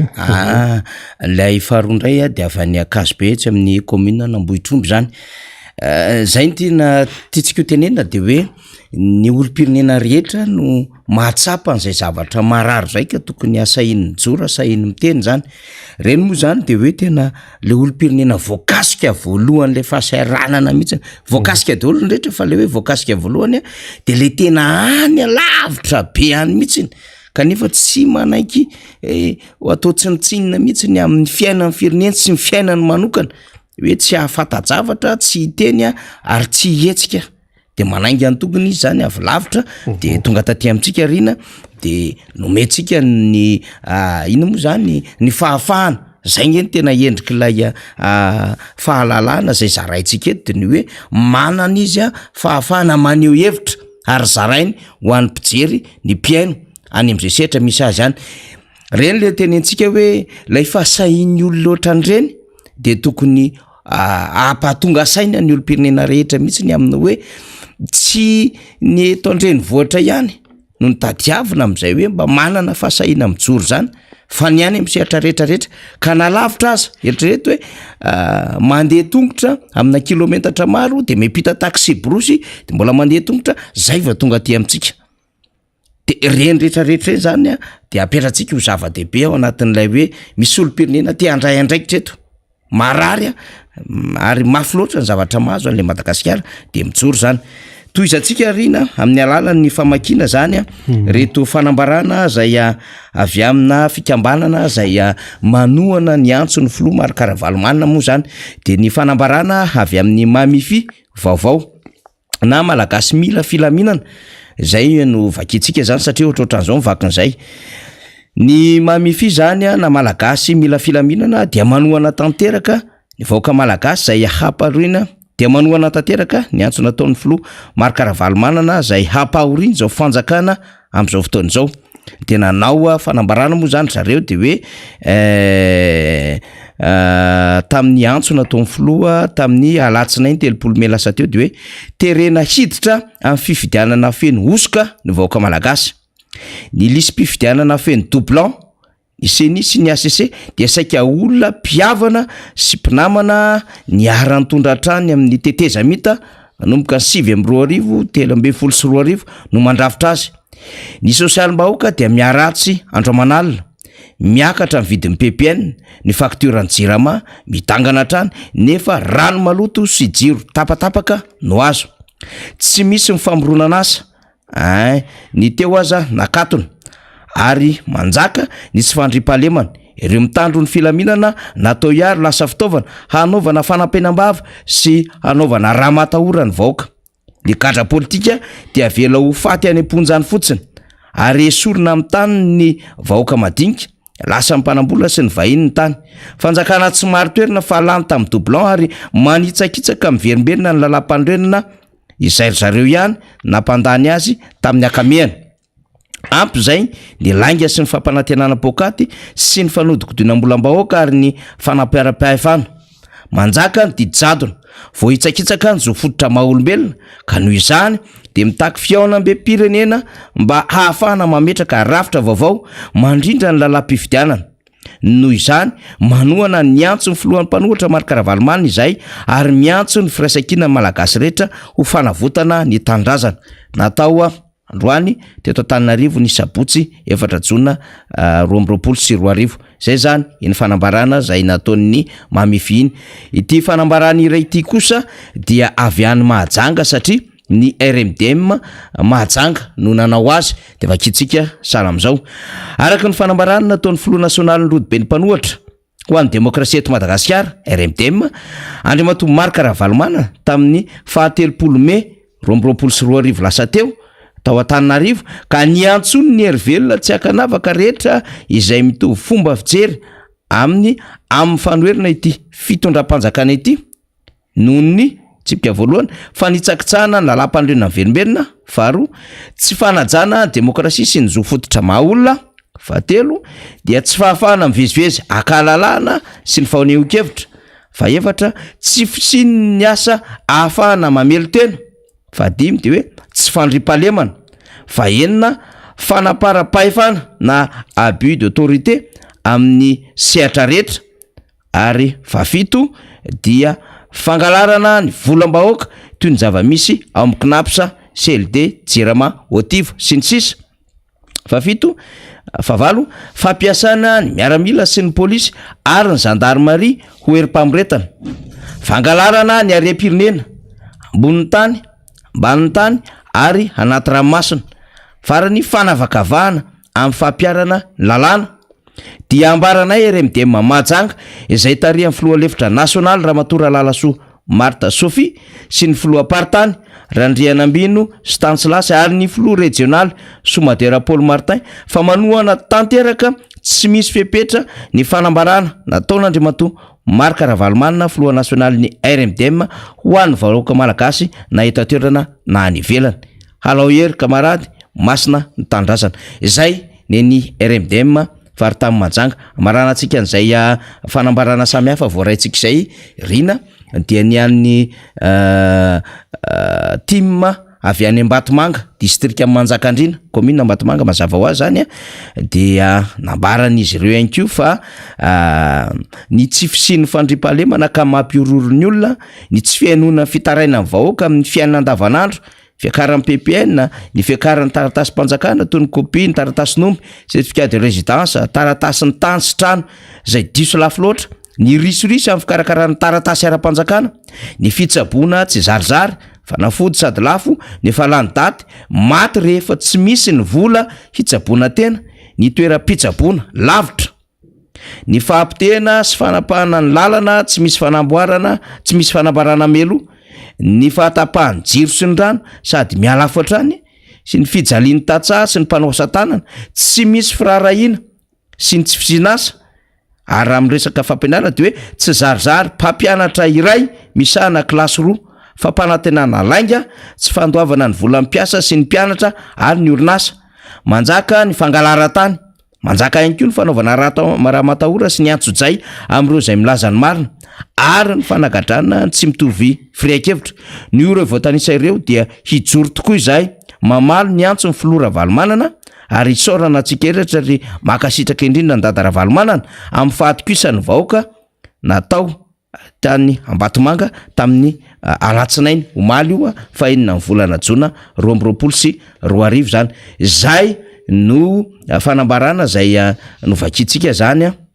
rina zay avy amin'ireo karazana sokajikely samy hafa zay efa nentsika teo na ny mamify na ny RMD Mamajanga na ny team avy any amin'ny commune Ambatomanga lavitra zany de sika manjakandrina fa mitondra ny anjara heviny izy ireo efa napiakatra reo tatsaha ihany koa tsika zany satria manana ny ambarany reo tatsaha reo de velotsika fa zava-dehibe zany rina andray vahiny tsika rehefa aveo fa manakambara ianao alohan'ny alanao eto amin'ny plateau indray ara ya ny ambara moa zany dia ny fanamariana ny amin'ny hoe mibosesika tokoa amin'izao fotoana zao ny fanamafisana ny antso nataony président Marc Ravalomanana ny amin'ny hoe natanterahana ny fionam-be-pirenena na ny concertation nationale ka hoan'ny eto amin'ny studio zany de tsy maintsy misy ny fandaminana dia afaka minitra bitsy zany zao de efa isy mpisehatra anankiray indray any amin'ny hitako eto zao any amin'ny alakamisy any de efa ho avy eto alaindray misehatra asa inona no teneniny eto fa dia azo atoka aloha fa de momba n'izay ihany koa no ambarana zany de misy ihany koa ny mpisehatra hafa ary fanamariana anankiray ny malagasy any ivelany dia maneho hevitra ihany koa ny amin'ity fionam-be-pirenena izay iantsona ny malagasy rehetra tsy akanavaka ity fionam-be-pirenena resaka momba ny firenena fa tsy resaka sujet ray fotsiny fa ny tena misongadinao de ny resaka fifidianana izany hoe ahoana ny siny fifidianana tsy misy alatra aferina indray-pandeha ahoana ny tsy siny ny fifidianana hoe mbola misy alatra fa dia fifidianana madio fifidianana tsy misy alatra zay no tadiavin'ny malagasy fefa makaleo ity fifidianana miodikodina isaka mesika vita fifidianana de wa vita amin'ny fifidianana de tsisy fampandrosoana fa dia ohatr'izay foana ifanjevo eto foana zany de ahoana ireo taranaka any aoriana ka ireo zany teratany malagasy ohatra hoe ny any misy teratany malagasy any Normandie Normandie zay nanamarika andro manokana omaly enina jona fa 420 tao zany niditra ny Amerikanina sy ny niaraka taminy ny Kanadiana sy ny sisa niditra nanohatra ny Hitlera zany ny Sovietika avy any atsinanana dia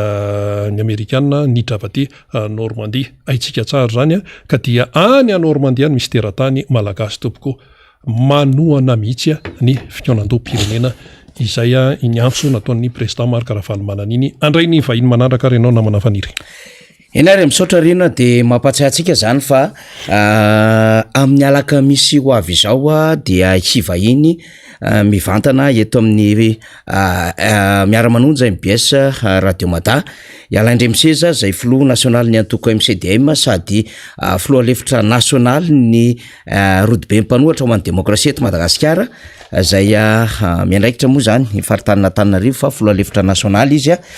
dia hanakambara lehibe mihitsiny ny amin'ny zava-misy eto amin'ny firenena satria efa elitsika ny andry an'izay hoe roviny président ialaindray miseza niakatra ahoana ny fandaminana ho an'ireo rehetra zay manakambara dia efa manao fandaminana tsika io zany zay de efa ambara melo zany fa ho amin'ny alarobia amin'ny alakamisy zany ambadika ny maraina zany no iakatra eto i alaindray miseza fa zay ny amin'iny ny resahantsika teto hoe ny vahiny zay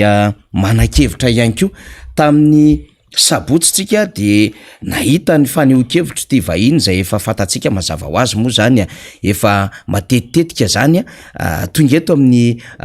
fahita lavitra eto amin'ny radio atsika ary dia anisany aneho hevitra ihany koa ny amin'ny zava-misy eto amin'ny firenena nisy fotoana tsy naty ho azy satria nandeha ny teto faritany ry zareo nizara hevitra ihany koa manao zay everina fa tokony ho fantatra zany ho an'ny vahoaka rehetrarehetra any amin'izay toerana misy azy rehetrarehetra any efa avy tany atsimo de tonga tany Mahajanga de Toamasina ihany koa mitety mihitsy ry zareo mampafantatra ny olona zay le hoe ny andraikitry ny antoko politika iny de andraikitra mihetsika de hitatsika zany zao fa tsy hoe ny antokotika Madagasikara ihany zay mandeha be io zany fa misy antoko ihany koa sy fikambanana politika ihany koa mba manao fizaran-kevitra zay ao anatin'ny fanoherana ry zareo zany manao an'izay fizaran-kevitra izay zany ary mampafantatra ho an'ny vahoaka malagasy ny zava-misy ainan'ny firenena de ho antanitsika azy rehefa aveo iada ny vahintsika zay filohan'ny FLN na ny Front de Libération Nationale moa zany no vahintsika eto miaraba iada de faly miarabanao faniry de faly miaraba ny manaraka ny miarabanao zao am'izay toerana rehetra misy azy de miaraba nireo faritra fandralovana ary makasitraka tamin'ny fandraisana rehetrarehetra de mbola manatena koa fa ho tsara ny fandraisan'ilay faritra hafa toy ny Dego zany Antsiranana zany izay andehanana ato ato. Izay indrindra ianao mitarika an'le hoe FLN zany nareo koa moa mpirai-donakafo miaraka amin'ny antokotrikafo eo ihany ny FLN amina foto-kevitra misy tovizana mitazana nareo miaradia matetetika tany Toliary tany Toamasina tany Mahajanga ny farany teo iada akoatran'ny fidinana amina distrika hafa zany inona ny dikan'ireny fandehanana eny amin'ireny toerana rehetrarehetra eny ary matetika maritratra le dia ataonareo reny dia ireny zany voalohany tsara marihana fa ireny dia ireny de tsy hoe fantarana ny antoko akory fa ny antoko efa eo mana ny maizy azy ny FLN sy ny otrikafo de fa ela no miara-miasa ary fantatra tsara fa ny FLN de ao anatin'ny groupe panorama zay antoko mpanohitra ny otrikafo tsy ao anatiny anefany any groupe panorama sy ny RMDM de mpanohitra ny otrikafo koa mpanohitra zany hoe ny hevitra hitovizana zany no iarahana de samy mpanohitra manohitra inona moa manambara ny zavatra rehetrarehetra tsy mety eto amin'ny fitondrana mety hiteraka ary am'izao moa tsy hoe mety miteraka mihitsy fa tena miteraka fahavoazana ho an'ny firenena ary mety hiteraka fampitehan'ny firenena indrindra fa ho an'ny hoavin'ny taranaka de ireny zany no ezahana aloha hatreto ampafantarina ny olona zany ao anatin'ny fanoherana zay ny fanoherana tsy mpanonga-panjakana ny fanonganam-panjakana de famirim-bahoaka tonga de etsy amin'ny 13 mai de andao ahongana itsy fa tsy zay le fanoherana zay manko indraindray madio sevitra ny olona hoe efa mafy loatra izy ty fa ohatrany tsy manana hery mihitsy nareo fa maninona tsy tonga de efa alefa am'izay tsy zay le izy ka le fanoherana tena teny mihitsy hoe misy tsy mety ataon'ilay fitondrana tenenina izy tenenina atsapan'ny vahoaka ny zavatra tsy mety ataony afahan'ny vahoaka mitsara azy koa amin'ny fifidianana fa izany akory tsy misakana an'ilay fahefana zay efa amin'ny vahoaka legitime zany rehefa ohatra ka ohatra ny zava-nisy hatramin'izay rehefa tena tsy zakan'ny vahoaka tsony zay ndray andraikitra ny vahoaka zay fa ny mpanao politika amin'izay fotoan'izay de manaraka fotsiny ihany ny dikan'ireny fandianana tety fahatra ireny de fampafantarana aloha ny vahoaka any ambany ravikazo rany raha mahitana matsikaritra ianareo zay de tsy mbo miasa loatra amin'ny tanan-dehibe fa ny tanan-dehibe de fa saiky maro ny antoko politika manao azy fa le any ambany vohitra tena any ambany ravikazo any tena ezana mihitsy ny andanana any fa ampafantarana ny vahoaka ny antony mahatonga n'ilay fahantrana ary mampianatra ny vahoaka hoe na eo ary zany fahantrana zany tsy maintsy tandrovina ihany ny fiarahamonina ny fahendrena mba tsy isiny ny fikorontanana be loatra ny filaminana satria tsy maintsy ho avy ny masoandro hipotsaka na tsy ho tonga ary ny tana masoandro nanria ho avy ihany ny masoandro hipotsaka ho an'ny vahoaka de izay zavatra zay zany no antony tena andehanana zany any ambany ravikazo rehetrarehetra any ampafantarana eo koa mbola eo koa zany le fijerenany reo asa zay fa natao taloha de fanaovana tomanezaka am'ireny asa natao reny ny otrikafo sy ny FLN mifanaraka eo foana zay no mahatonga ny miaraka foana fa misy any ny hoe samy manana mpikambana ao aminy samy manana ny firenkeviny fa nitovizana aloha de ny fitiavatandrazana de izay ny rahany foana zany faniry atoato zay manomana dy ho any Antsiranana ny Degoany de fa mampafantatra ny olona any zany fa ho avy any zay zay mandray ny rehetrarehetra miresaka amin'ny rehetrarehetra zay ary sady manao ny asan'ny FLN zay manao ny asan'ny otrikafo manao ny asan'ny mpanohitra ary ny asan'ny mpanohitra ary tena ataonay be de be maintsy ny any satria tsy maintsy azavaina amin'ny vahoaka hoe inona ny mahatonga n'izao fikorotanana be zao de anisan' zany hoe mahalelo tsy voafidy araky ny tokony izy ny fitondrana ankehitriny ka misy hevitra ny mpanohitra rehetrarehetra hoe tokony ho ataony fionam-be-pirenena na fikonan-do-pirenena mahakasika ny lalam-pifidianana zay hitatsika fa tsy mety io zany mba hahafahantsika manana lalam-pifidianana tokana ahafahantsika zany manana lalam-pifidianana ahafahany rehetrarehetra hoe hanaiky fa zay fifidianana mandeha eo de ho ekeny rehetra iarahany rehetra manaiky zany ny anina le izy fa misy moa zany ny fikonan-do hafa am'seho ka tsy haiko eny le zay moa zany ataontsika fampidirana iny zany efa nresahanao teo ny vondron'ny panorama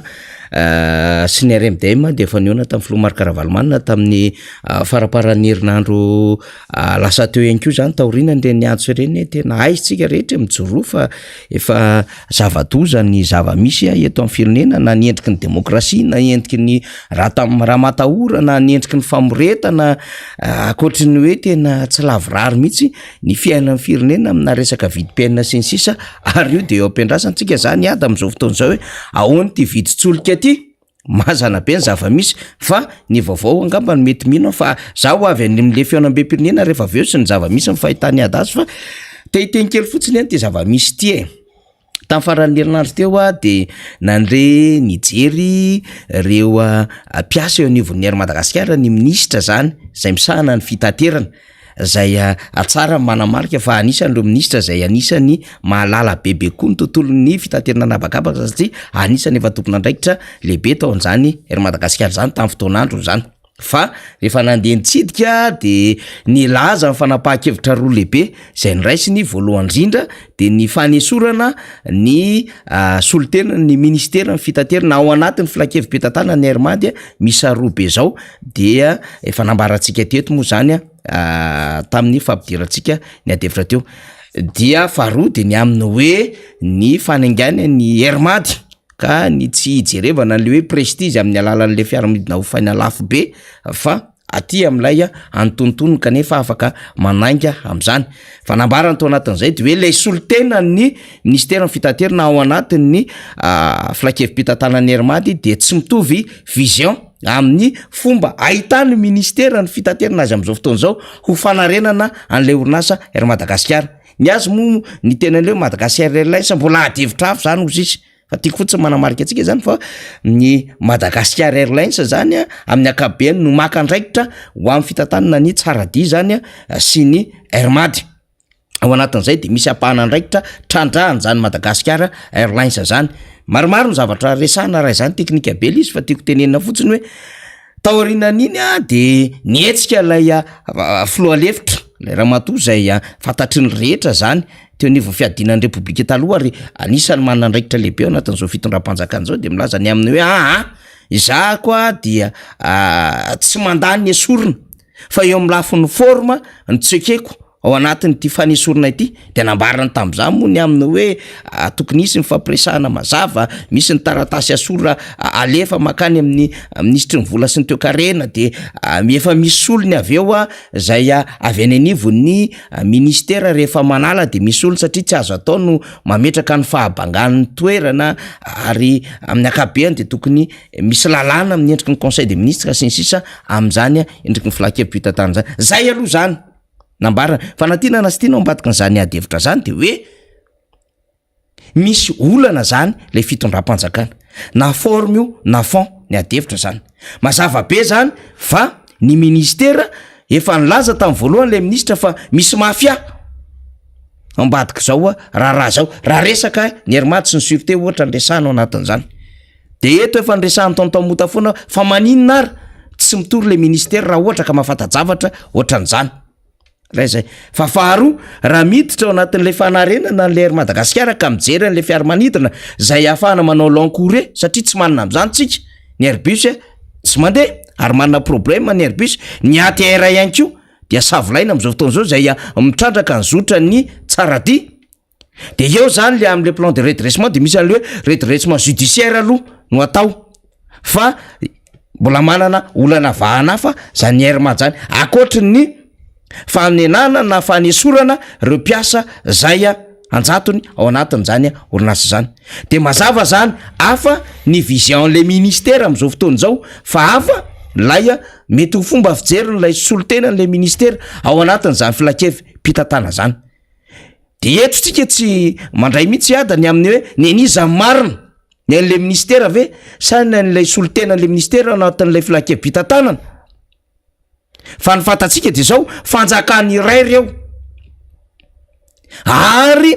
olona ray no toanan'ireo ary consigne avy amina olona ray no raisin'ireo mihintsika fa tsy mbola miovy zany donc la endrim-pitantanan'le fanjakana mihitsy no apetratsika hoe goragora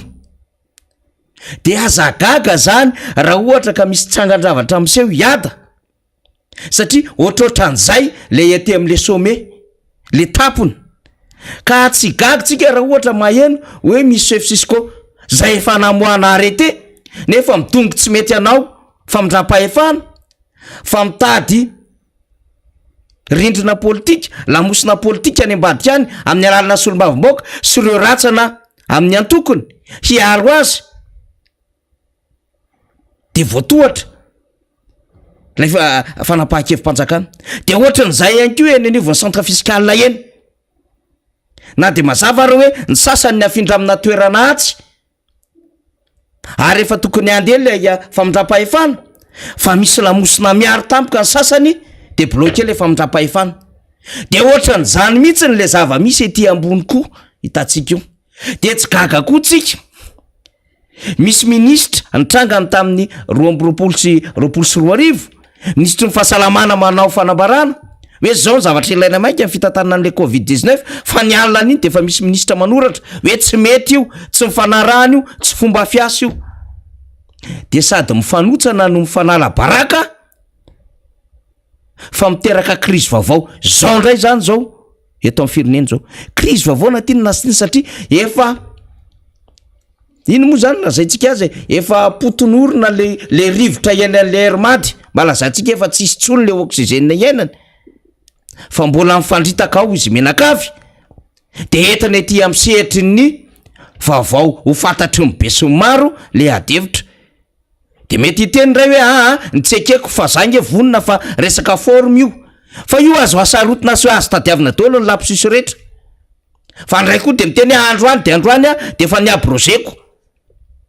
de mifantatra am'izany le fomba fiasan'le fanjakana mihitsiny no kitoto de tsy gagitsika zany raha ohatra ka ohatran'izao le fiainan'le firenena iada am'izay lafin-javatra zay ya ny zavatra voalazany faniry teo de tsy hoe ho amafisiko fa ho ampiko fotsiny sisa satria fony fotoana ary zareo reto nge miteny anao hoe anao mitady toerana miteny anao hoe zay tsy mila toerana satria raha mila toerana tokoa de tsotra kely ny fahazahona toerana amin'ny fitonana io mandeha misolelaka fotsiny de mahazo toerana be de be na misolelaka ao de efa mahazo toerana tsy sarotra zany no maka toerana fa tsy zany tsy toerana mihitsy io fa reto koa tena danja be raha hitazona toerana dongo toerana tena midongo toerana mihitsy zay mahatonga ny hoe matomboninahitra tsy de hiala raha tsy amin'ny fomba mba miala amboninahitra zany nefany ilay asa nataony iny tsy mitaky hoe tokony hiala amboninahitra izy tsy mitaky an'izany fa raha te hiala amboninahitra izy nametra-pialana rehefa fatany fa tsy vita n'le asany fatany fa tsy hototosany de mametra-pialana izy zay izy mba hoe afaka amboninahitra zany fa rehefa asoron'olo loatra any kosa mafy satria tsy amboninahitra io ka le asa raha tsy vitanaoko ary le raha matoa io nge mitety fitondrana maro io na andoalika daholo zay fitondrana nandalalovan'io satria nandoalika daholo ny fitondrana teo aloha na andoalika daholo tena miteny izy hoe zaly tana zao anatrany amin'ny deuxième république ary tantarainao fa nandoalika le fitondrana lalovana dikan'izany a de toeran'ny olona ohatran'izany zany ny favoritisme moa efa fantatsika fa amin'ny fa ny tena olana ny fitondrana zay taritiny mambahoaka Andrinirina Rajoelina de fitondrana tsy niomana amin'ny fiaraha-miasa zany fa izy nanomanomana tany izy rery fa tsy nanana ekipa tena any izy ka le ekipany io tsy mifanaraka io tsy ampy entraînement le ekipa de lasa miady mifanohitra daholo ny zavatra rehetrarehetra ataony zany tsy mandeha samy mieritreritra ny tena ny fafaka manao zay tiany ataony nefa rehefa avy eo a mieritreritra ndray fa tsy afa manoatra satria ny fandarana asa ny filohan'ny repoblika tsy maintsy tanterahana de manjary lasa olana be le tsy fahaizanjareo miara-miasa io satria zany ary zay ny ako mbola itenenako foana ny resaka indépendant io a io no manimba zavatra eto amintsika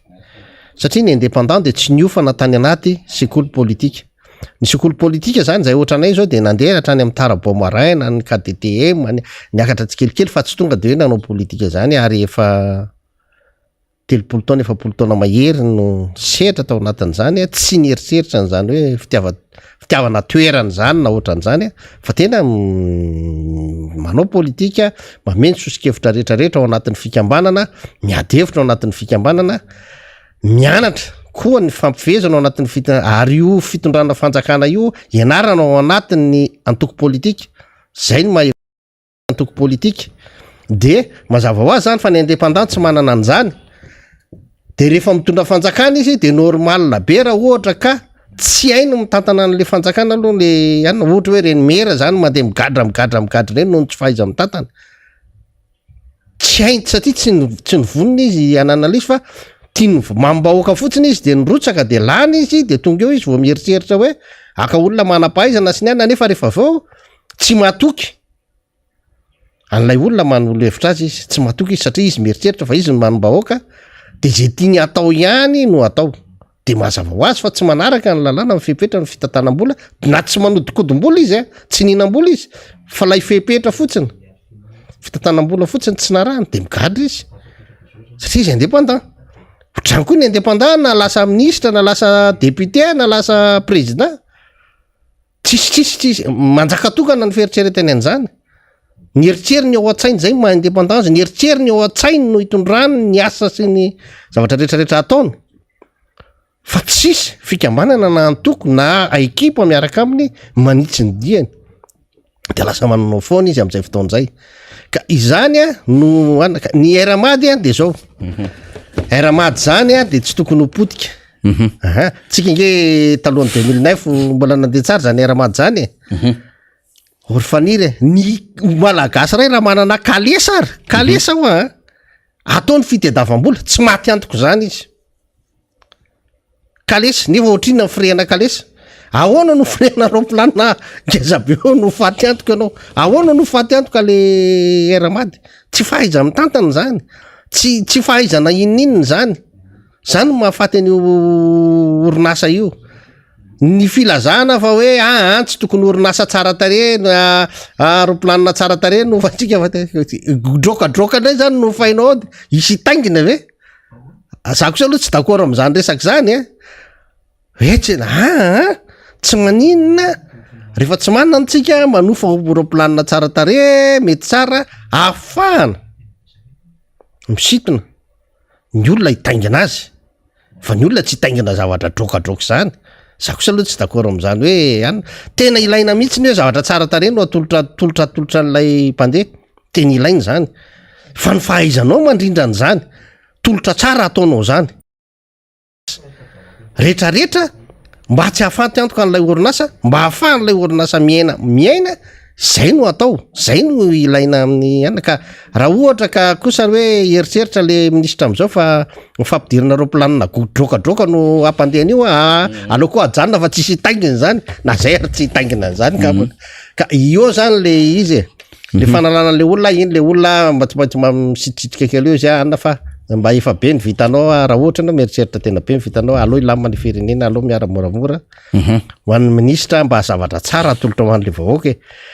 tsara atolotra ho an'ny mpanjifa zavatra tsara mendrika fa aza mieritreritra an'izany ianao hoe diso tsara non tsy zany mihitsy le izy fa tokony tsara le izy fa ny fomba fiasanao ny fandrindrahanao ny asanao ny fandrindrahana ny zavatra rehetrarehetra ahafahan'le olona anjifa sy hifaninana amin'ny zavatra misy rehetrarehetra zay no andraikitronge zay nge no ataon'ny ministera miezaka mizara vaovao moa tsika atao anatin'ny fandarana iada raha ny vaovao zany a zay voaray am'izao marainy zao dia nametraka fitoriana ny bentanàna n'Antananarivo renivohitra sy ireo mpiara-miasa aminy ary mpanolontsaina vitsivitsy teny anivon'ny PAK zany raha matoa mpanolontsaina Clémence Rarinirina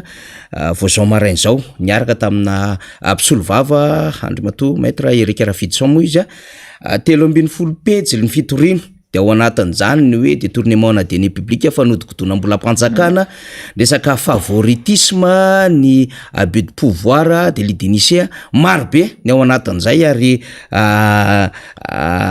kolikoly avo leta zay no nandraisany Ramatoa Clémence zay mpanolontsaina ny tanàna nitondra an'izany fitoriana zany ny anivon'ny pôle anti-corruption zany mazava ho azy akinina bianko moa zany ny lafim-panadihadiana rehetra mahakasika an'ity raharaha ty fa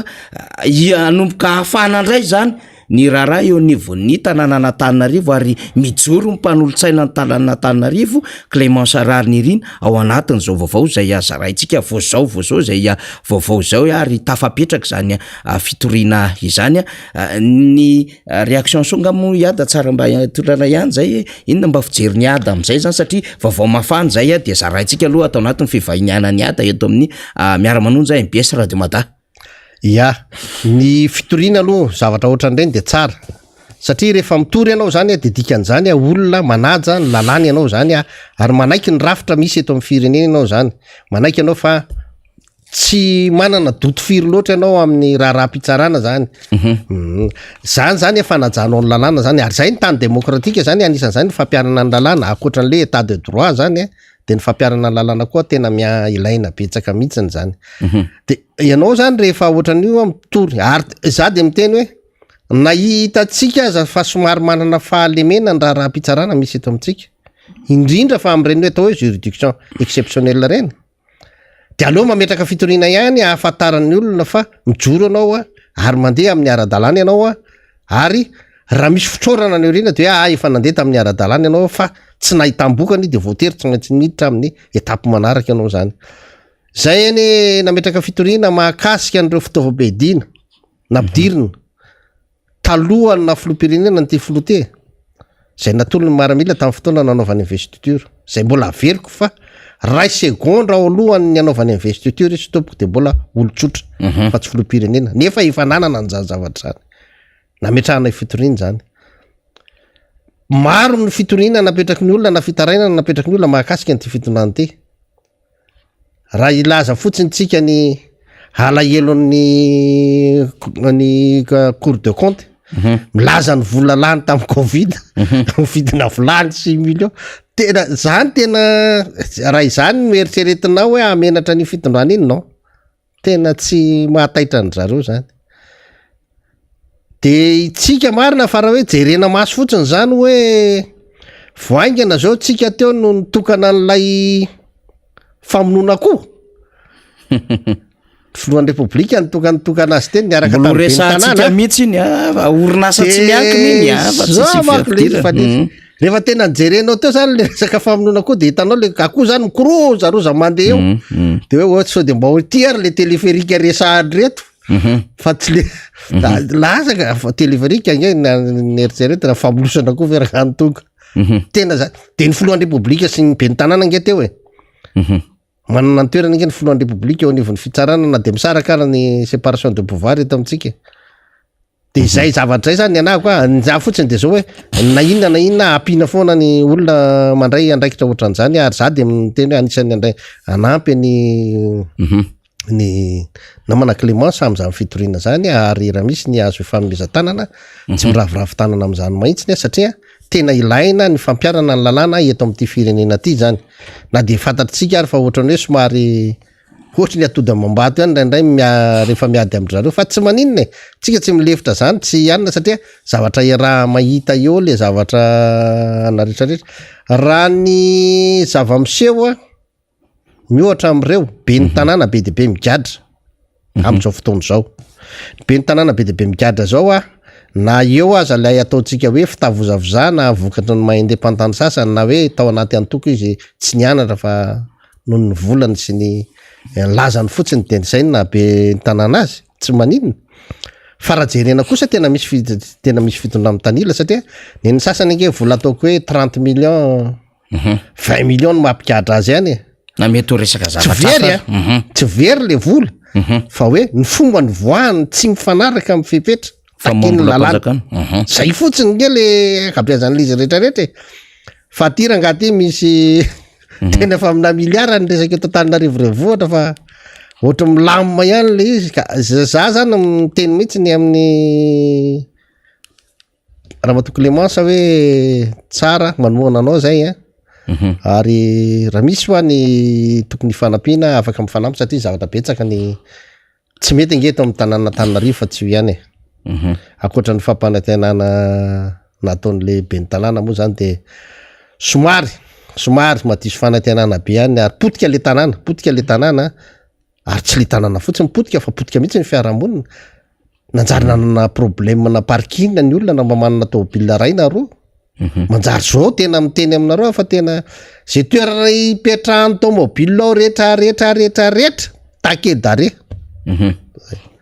rehefa tsy mandeha mankary am'le parking nandoavam-bola ianao zany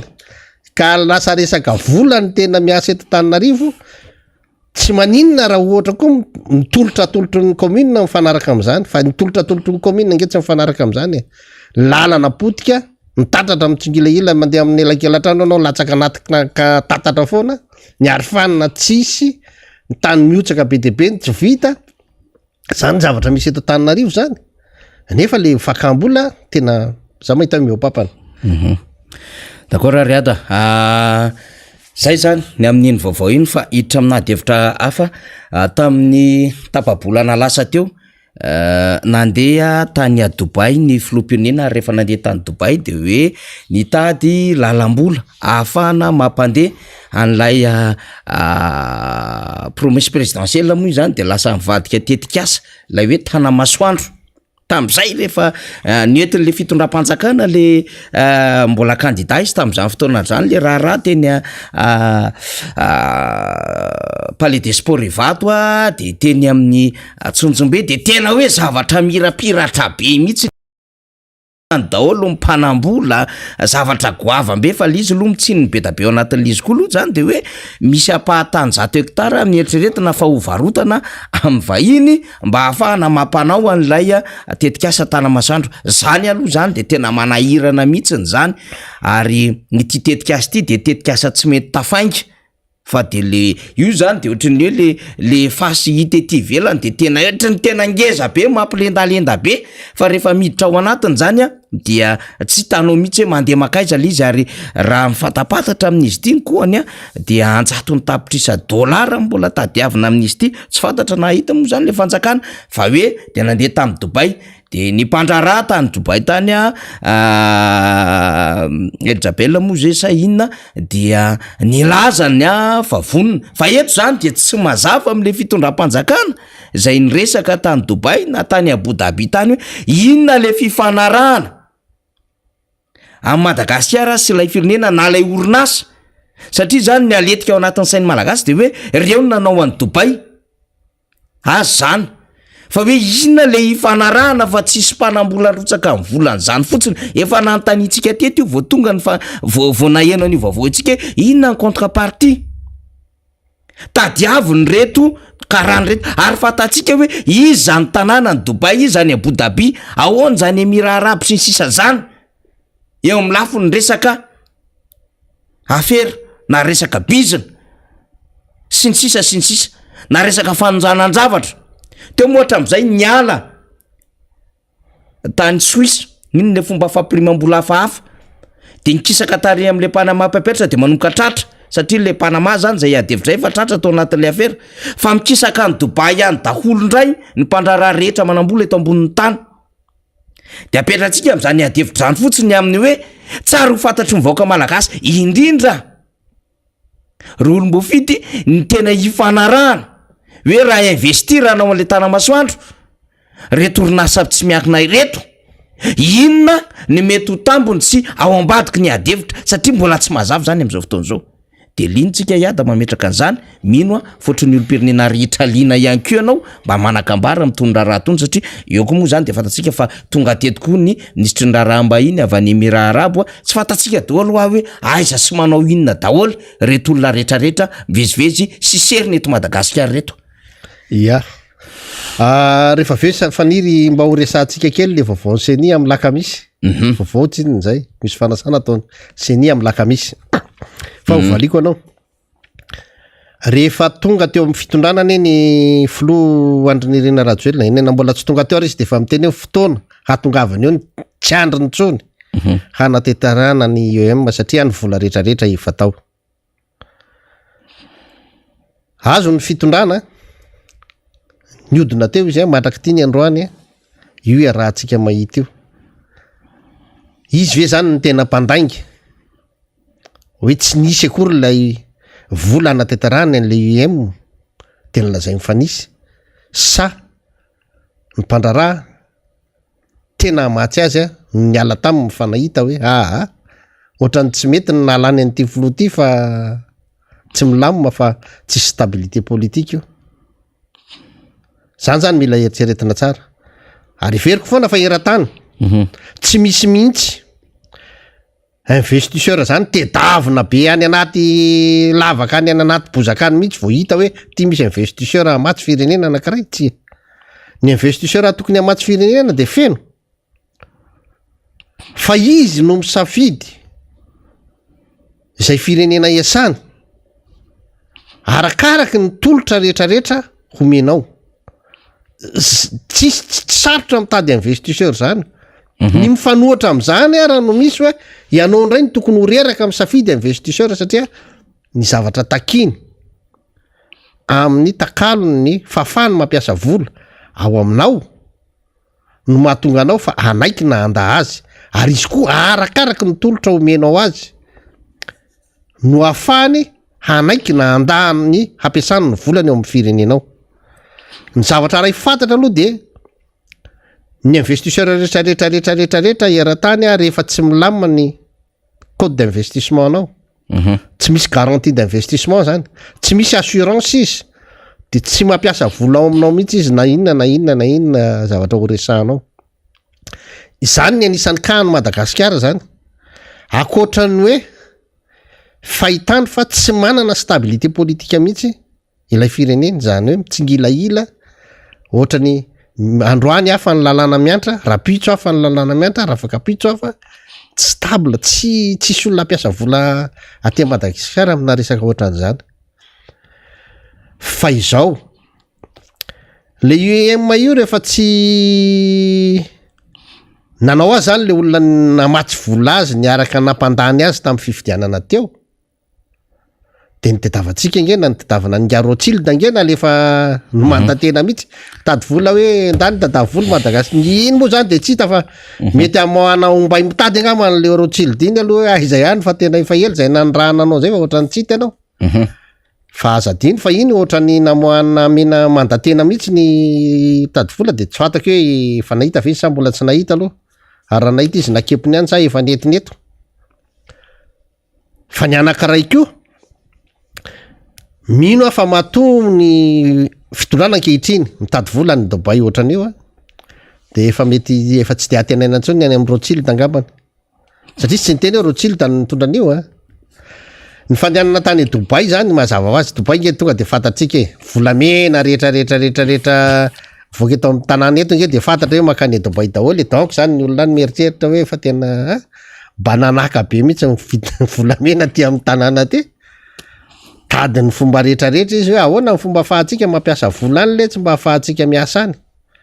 fa za kosa aloha tsy mino raha ohatra hoe ny fanorenana ny tanamasoandro no asarika mpamatsy volangeza be ohatra reny zay olona nampiasa volangeza be any Dubai zany ke olona building amin'anjatony etazy iny no ataony an'izany grande ciel fa tsy hoe trambony kely ohatra ny ety amintsika braona ministère kely zary raha misy riana telo ary fatany tsara fa na isy trano be building be mijoalajoala raha ataonao hoe remetsetosika misy 120 amin'ny 300 etazy tsy haiko tsony mety fokon'olona ahoana nipetraka any le vahoaka malagasy tsy manana vola hahafahana misitraka an'izany ahatonga ny ho amorti zany le vola ho ampiasain'le olona eo zany zany tsy mazava am'le famatsim-bola io zany le olona reo zany ve amatsy vola de izy ihany no amelo tena eo ohatra ny eritreretina tam'le teleférika de hoe zay vola azony eo ihany no amerenana an'le vola sa ohatrako ny am'le autoroute sa hoe ahoana le izy le izy ka le fitondrana tsy manazava am'le zavatra ataony ary tsy manazava izy satria ny rahantsika nahita izy zao tamin'nandeha izy ohatra ny tena nandeha ohatra ny tsirentsika tonga izy ohatra ny tsaitsaika nefa nitsika raha le ombivavy be ronono ampanarahana tamin'ny ombivositra riara nasiana tapirozy mihitsy tamin'ny fahatongavana nanaovana fety be mahitsy fa tamin'ity fiverenana ny filoty ohatra ny tsy haiko hoe tsy naomby ve ny ditany sa ahoana fa ohatra n'le mpitondra teny sisa nanazavazava an'le izy teo tsy fantatro fa ny akosa de miteny hoe tsy mifisamboram-bola anaovana fotodrafitrasa eto Madagasikara miteraka olona tsy izay raha mbola isambola aritsika na mbola isambola 100 aven'ny vola efa nisamborintsika teo tsy hany ny olana fa ny olana de hoe ny vola samborinao de tokony hazava ny fomba amerenana azy ny fomba ahitana ny amerenana anazy hoe ty vola ty samborintsika satria tsika misy an'izao ahafahantsika mamerina azy satria iongeny manahirany samborinao fotsiny le vola de tsy fantatra hoe ahoana ny fandehany taranaka any aoriana ny andoha azy mariny zany taranaka any aoriana ny andoha azy fa amin'ny fomba ahoana no andoavany azy manakarenina ny firenena manana volamena manana an'izao manana an'izao ieny manana an'izany fa fomba ahoana ny fomba hanefahantsika n'ilay zavatra olona io sa hoe ohatontsika hoe baranahany fotsiny hoe tonga de mahazo mitrandraka volamena eo izy na mahazo mitrandraka veria solala izy mandritry ny 7 taona zany de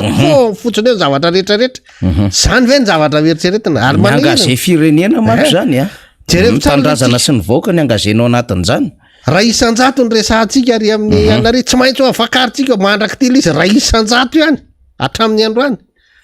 jereo mahazo atsika am'reto trondro ondrana any Eropa reto ohatrina ronjato ohatra zany mba nisy torona azo tsika le izy nge manahirana be mampalojalo de tsy haiko hoe manana fahasahina mihitsy le olona tena tsy menatra zany zay zany ny tena olana amiko hoe tsy manana ena maso zany le olona miteny am'le zavatra atao hoe zavatra tena hita fa mono antoka be ny firenena tena zavatra tsy afaka eritreretina mihitsiny de nefa ny taterahana le izy ohatra ny ianao miresaka hanao building be deabe zany anefa ny ahoana moa fomba itenenanao le olona manana trano sase na manana trano azy ry sotra hoe anaovako building nareo fa le building vita reo fa de le olona eny tokoa ve no andeha hipetraka ao le fahasahina miteny an'izany zany tsy anaty enatra zany zany hitako tena mampalahelo zany ohatra ny varotra sakabelo zay indrindra eny ariady amaraparanazy tsika ny hevitry ny FLN amin'ny alalan'ny mpandrindra zany ianao mazava ho azy mikasika ny fiainam-be-pirenena zay anisany adevitra be am'izao fotoana izao ny fanjakana de milaza fa hanomana fikaonandoha izy fa ny anazy indray resaka fambolena sy fiompiana amin'ny fahavitantena ara-tsakafo le afetsifetsena politika zany tena tsy afaka am'le fitondrana ihany ko kanefa de efa mazava ny toromarika no men'ny vondrona Europiana iady am'izay le fikaonandoha-pirenena aloha zany anisany zato mpanorama ary anisany nandraindraikitra lehibe dehibe tamin'ny fifampiresana tamin'ny rehetrarehetra eny ary nanjary no tonga hatrany amin'ny fandraisan-dahatra tamin'ireo communauté interne iny hoe tena ilaina tokoa no nanaovana ny fikaonandoha-pirenena mahakasika ny lalam-pifidianana ankehitriny ny seni de anao fanasana ny alakamisy zao de hoe ifampidiniana mahakasika ny anaovana ny refonte zany de zao ny seninge ny fanaovana refonte nge de lalàna ny mametra an'izy io e lalàna hoe atao isaka ny folo taona io anjarany seni manao ny refonte asany seni zany tsisy fokoanandoha atao am'zany satria asany seni zany tsy manana problema amin'ny asany seni tokony ho ataony ara-dalàna ny mpanao politika na ny mpanohitra fa ny angatahana amin'ny seni ny olana de hoe ahoana no ahafahana mametraka rafitry ny seni tsy miankin-doha tsy mitanila satria sady mitanila izy tsy manana an'izay indépendance zay ka tsy hoe atsona ndray ny mpanao politika ary vory amika inona fotsiny mahatonga anao indépendant de hoe tsy maintsy meona amin'ny antoko politika anao anaovanao ny asanao tsy zay fa ny anisan'ny tsekena de hoe misy ao rafitra hoe tsy maintsy ny rafitra avaty amin'ny mpanatanteraka no manao ny asany seni amin'ny fanoratana ny listy mpifidy ohatra zany zao tsy mety zany rehefa seni ny manao anazy de mpiasan'ny seni manao anazy tsisy idiran'ny fokotany zany tsisy idiran'ny ministeran'ny atany zany tsisy idiran'ny ministeran'ny fahasalamana zany satria le ministeran'ny fahasalamana le hoe le agent communautaire ny fahasalamana reny no eritreretina nanao an'le izy tena tsisy idirany rehetrarehetra zany fa rehefa seni manao azy de seni manonrata nareo mpiasa mampidira mpiasa ataovy ny asanareo zay araky ny tokony izy fa le mpanatanteraka mako mamoaka lalàna hoe fokotany manao anazy de zay eo le olana tsy anake zany tsy indépendant ianareo am'zany satria tsy nareo no manao le asa fa le asa vitan'le ary am'le mpanatanteraka ary no ataonareo faharoa manarakaraka an'zany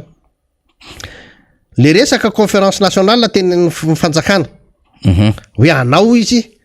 mahakasika ny fambolena sy tsy fanjarit-sakafo tena zay le manahirana aminareo reo tena tsy ny omanareo nytondra ny vary any gasy mihinam-bary de mahay mamboly vary tsara ny gasy mahay mamboly vary ny gasy naketsa saritaka io naketsa linina io na volo vary maro anaka io reny zao efa misy koa ny resaka momba ny fambolena mahakasika an'ireny fanaovana zezika bio amin'ny kankany reny misy ny tetikasa reny paprika reny BDB nareo ary voatetsy ambaty be mba nyresadresaka tamin'ny tsy ohatrany tsy raha rahinareo loatra aloha le izy fa tsy tiako tononony ohatrany lalodalovanareo fotsiny fa izao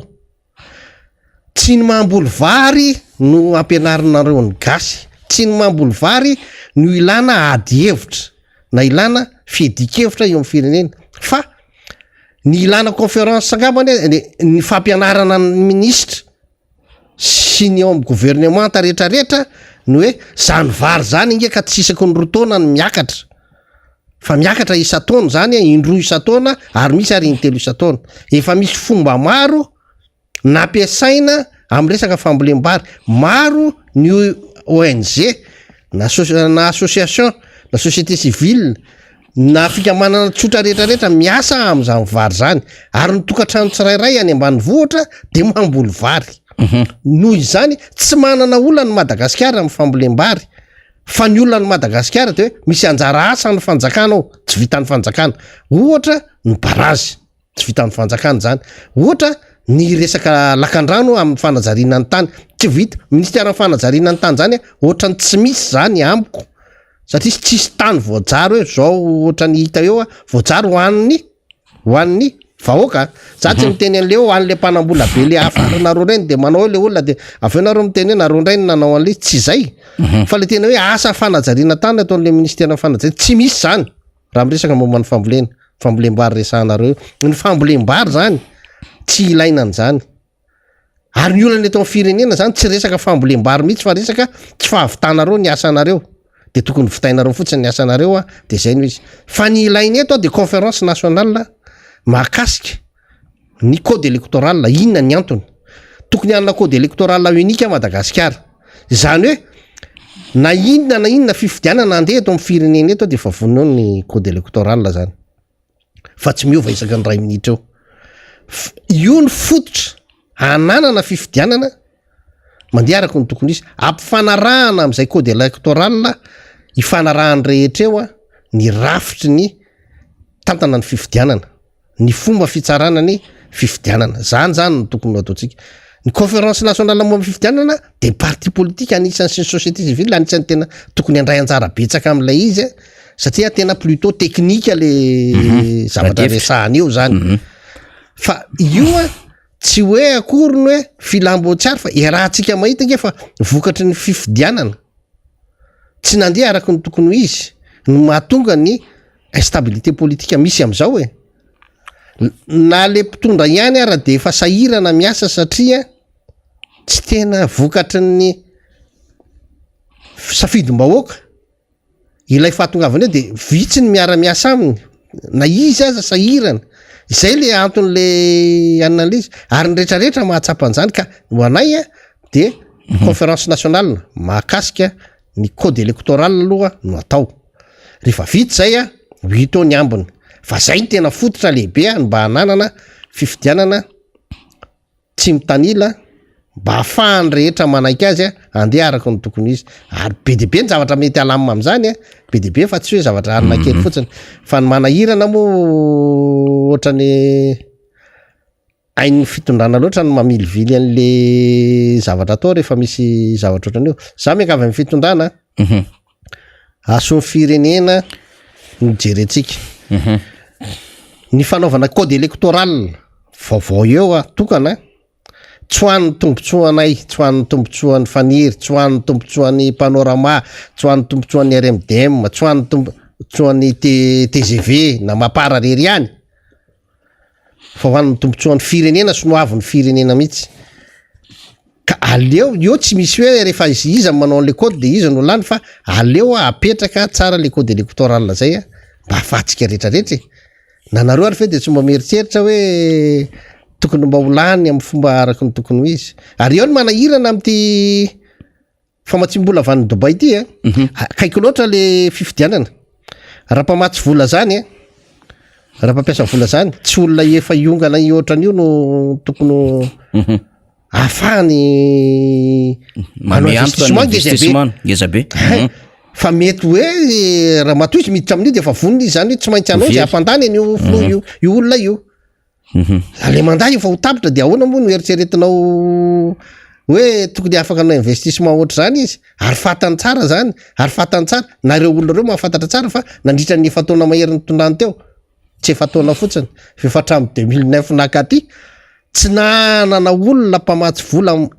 tena hoe azo antoka sy mitoetra lay fitondrana 2009 nakaty ny orinasa efa nananana teo arapotika ny asa efa azo ny olona teo ravo tsy misy tsony io tsy resaka covid fotsiny io fa tena 2009 nakaty zany tena mandoalika le firenena potika 2009 nakaty vokatry ny asanareo zao toerana misy ny firenena zao tena amiteny anareo mba nareo ve de tsy injeny eritreritrareo mba saino ihany fa itsika rehetrarehetra nge sambo eto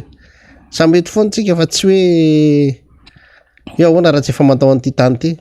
fa mba mametra tantara tsara hoan'ny firenena zay zany ana mba teneniko de akoatran'izay sady efa marantsika iady de ny tsara zany zay zany tokony mba ifampitazana eto am'ty firenena ty firenena ty faniry de firenena manan-karena tena manan-karena ny firenena malagasy fa zao le vahoaka ato amin'ny firenetsika zany zao tena sahirana be de misy fahasahiranana ngeda be ny vahoaka tsy manam-bola tsy manana asa de hoavy zao ty ny 26 juin de omeko jiro be de be nareo omeko afomanga nareo ampifalifaliko nareo de mandalo fotsiny ohatr'izay foana le fiainantsika fa tsy tena mirona makany am'le hoe ahoana ny tena ahafahantsika politika apetrakitsika mba ahafahana miatrika am'izay ny fiainana zany ny vahoaka tsirairay ny fandraisanareo fanapa-kevitra tsara eo amin'ny firenena manareo mitondra am'izao de tsy midika akory fa hoe faharesena fa tena za miteny anareo mivalalana mandraisa fanapa-kevitra mahitsy mba hoany amin'ny tombontsonim-bahoaka am'izay mba hoany miteraka any amin'ny hoe fahafahana mamiasa zany an'ilay vahoaka am'izao satria tena tsy manana asa ny olona tsy manam-bola io zavatra rehetrarehetra tenenareo momba ny sécurité io vokatry ny tsy fananana asa io vokatsy ny tsy fananam-boly io mpangataka rehetrarehetra io vokatr' zany io ary io fimenomenonana rehetrarehetrarehetra io a vitsy ny menomenona anareo raha ohatra ka mananasa ny olona fa lasa tsy mananasa le olona tsisy atao a menomenona mafy ny fiainana mba miva am'izay am'le politika ataonareo mba ataovany amin'ny politika mitodika amin'ny famoronana asa fametrahana ny asa ary farany de mba miangavy anareo ako mba miangavy ako misy olona efa tena mba niasa de mba meo le volany indrindra ianao ry ministry ny travaux publics toviasa tsika mitoviasa aminao reo olona tsy omenao vola reo ary ianao raha hiala amin'ny maministra anao satria anao tsy petraka mandrak'izay eo tsy anao mopery ianao kory fa io asanao io ihany no ataonao ka sao de iverina aminao le zavatra mahazo an'ilay olona le fanalana baraka an'ilay olona hoe tsy mena ny volany fa tsy navita asa tsy nanana ny asa tsy tokony ho zany ny itondrana anazy tsy tokony mifanala baraka ohatran'izany raha tena tsy navita ny asa n'ilay olona atsonao amin'ny birao ary olona rehetrarehetra misy eto amin'ny fireneny reto nke de zany atsoy le olona raiso any amin'ny birao izy tsy hoe ny andalambe mihitsy izy raha raisinao any amin'ny birao raiso tsirairay izy raha izy marobe manahirana raiso tsirairay izy de resao inona ny antony inona ny olana miovaly teny mazava izy miovaly teny araka ny tokony ho izy mba hafahany zany mahatsapa hoe rovina izy ny mahazo vola rovina izy mba afaka hiatrika le fiainany fa ananan'olona vola be reo ary efa misy maty le olona maty any ampigadrana mampalahelo ny vady aman-janany zany tokony mba hojerena zany fa ianao tsy hijanona za tena miteny aminao tsy hijanona ministre foana ianao amin'ny travaux publics io tena mafy loatra le mahazo an'le olona le izy ary tsy ao aminao ihany moa no anan'io fa le manahirana nge ty fonctionnaire lazainareo fa efa tsy omenareo volany de lazainareo fa fantôme izy zany tena tsy haiko mihitsy hoe ahoana ny anan'le fitonana am'izao le volan'olona omeo rehefa mba tena karamany omeo fa manambady amanjanaka reny fa lasa tena miteraka problème le nanao an'le entretien routier io tianao teneny izy rehetrarehetra na le entretien routier fotsiny fa tsy iny ihany fa be de be misy asa fa be de be nge fa manahirana am'teny azy faniry fa ohatrany hoe manakorotana saim-bahoaka raha hoe iteny hoe ay de tena tsisy mandeha zany fa ny zavatra misy fotsiny de mba aloavo le volan'olona indrindra fa reo nampampianatra framany ambanivoatra nge faniry mampalahelo telo alina lely sasany tsy voaloha neny sasany enina alina tsy voaloha neny sasany moa de vary raiky tapo isa-taona tsy azo zany zany mila zavatra tena diniana tsara mihitsy le izy ary le izy raha miteny fotsiny ianao tsisy vola tsy manina fa hoe le fitondrana nge miteny hoe misy vola tsy manana problème ana trésorerie fitondrana zao mariny zany fa ny fomba fampiasana n'lay vola mihitsy ny tsainy zany rehefa misy vola ka tsy hainareo zany no mitantana anazy rehefa tsy hainge mitantana anazy tsy maninny makaranga olona mahay mitantana azy miara-miasa aminareo de mety io tsotra kely zany tsy voatery ny ianao olom-boafidy tsy voatery manam-pahaizana fa maka olona ianao manam-pahaizana manokana momban'io zany nisindreny université atsika reny zany aza mitady vazaha gasy alainy manam-pahaizana be de be sady manam-pahaizana no mahafantatra n'lay situation misy eto Madagasikara de afaka mahatsara ny olana misy eo amin'ny firenena ianao rehefa hainao tsara mino olona mila manana pouvoir de kotingeda be anao zany enono tsara tenen'le olona lanjalanjaina tsara fa ianao rehefa olom-boafidy zay ny tena tedavina aminao mako ny fahendrena de fahaizana mandanjalanja de mba am'izay fotoana zay zany ny firenena mba misofla kely aloha fa tena zao tena efa mafy tsaiko zay olona mbola mataty an'izao hatramin'ny 2023 fa za aloha efa epaka mazava zay ada de zay teny ada zay no amarana antsika azy ho am'ty maraina ity de maniry indray amin'ny fotoana manaraka mbola ivahinianan'ny mpandrindra nasionaly ny FLN eto anivon'ny fandaharantsika miheny fa betsaka ny zavatra azo ny ratovina ny raisina atao anatin'izay dinidinika zay fa mena ray minitra ianao na de efa mandrosa no fotoana antsika mba amarana ny ada azy de mametraka veloma amin'ny mpiainy miara-manonja rehetrarehetra de mialatsiny fa tampoka le fanasana de tsy niomana zany amin'ny hevitra fa be de be ny olana misy eto amin'ny firenena tsy aro vatanisa ary ny mihitsy zay tsy nitondra pirofo amin'ny tsy fetezany ty fitondrany ty amin'ny fitetezana faritra ataona io ny antony de mba tsy ampikorotana ny saim-bahoaka satria zay mahita fa betsaka na zay raha efa tsy mahazaka tonga any tena tsy mahazaka fa tena amin'ny maha-olombelona tena mamenatra le teny hoe latsadramaso raha lehilahy fa de tena mafy fa mitodika ihany amin'ny fitondrany tena mba somary haianao kely le tsindry ataonareo am'le firenena aloha fa tena efa mafy loatra le izy mba tsy siny ny zavatra hafahafa zany de misaotra ny mpanaraka ny fandarana miara-manonja misaotra ndretraretra de mampiomana anareo any Antsiranana any fa ho avy any ndray amin'ny afaka atababolana eo nga mara ela de misaotra indrindra eny ary de makasitraka ny ady atsika zay avy amin'ny FLN ny vahiny niaraka tamin'ny tsika teo tondran'izay fizaran-kevitra izay de manome fotoana indray ho an'ny rapitso mihintsika fa de apetsaka ny zavatra azo tsika ho resahana satria mivoatra de mivoatra ny vaovao ambaraka etona zany fa tafapetraka teny anivo amin'ny paka androany maraina ny fitoriana nataon'ny mpanolotsaina an-tanàna Clément Sarary Nirina ny ben'ny tanàna n'Antananarivo renivohitra sy ny mpiara-miasa aminy ary mpanolotsaina an-tanàna vitsivitsy makasika indrindra ny tsy fahaiza mitadana ny fanodikotonam-bolam-panjakana ny favoritisme trafic d'influence maro be izy ao dia mbola hotrandrahantsika zay vaovao zay zany fa dia zay aloha zany makasika an'iny de mametraka veloma aza adinona averiko etona ihany zany fa amin'ny alakamisy ho avy eto alaindremisesa zany hivahiny mivatana hitondra ny fanazavana makasika ny fiainam-pirenena makasitraka tompo lahy makatelina tompoko vavy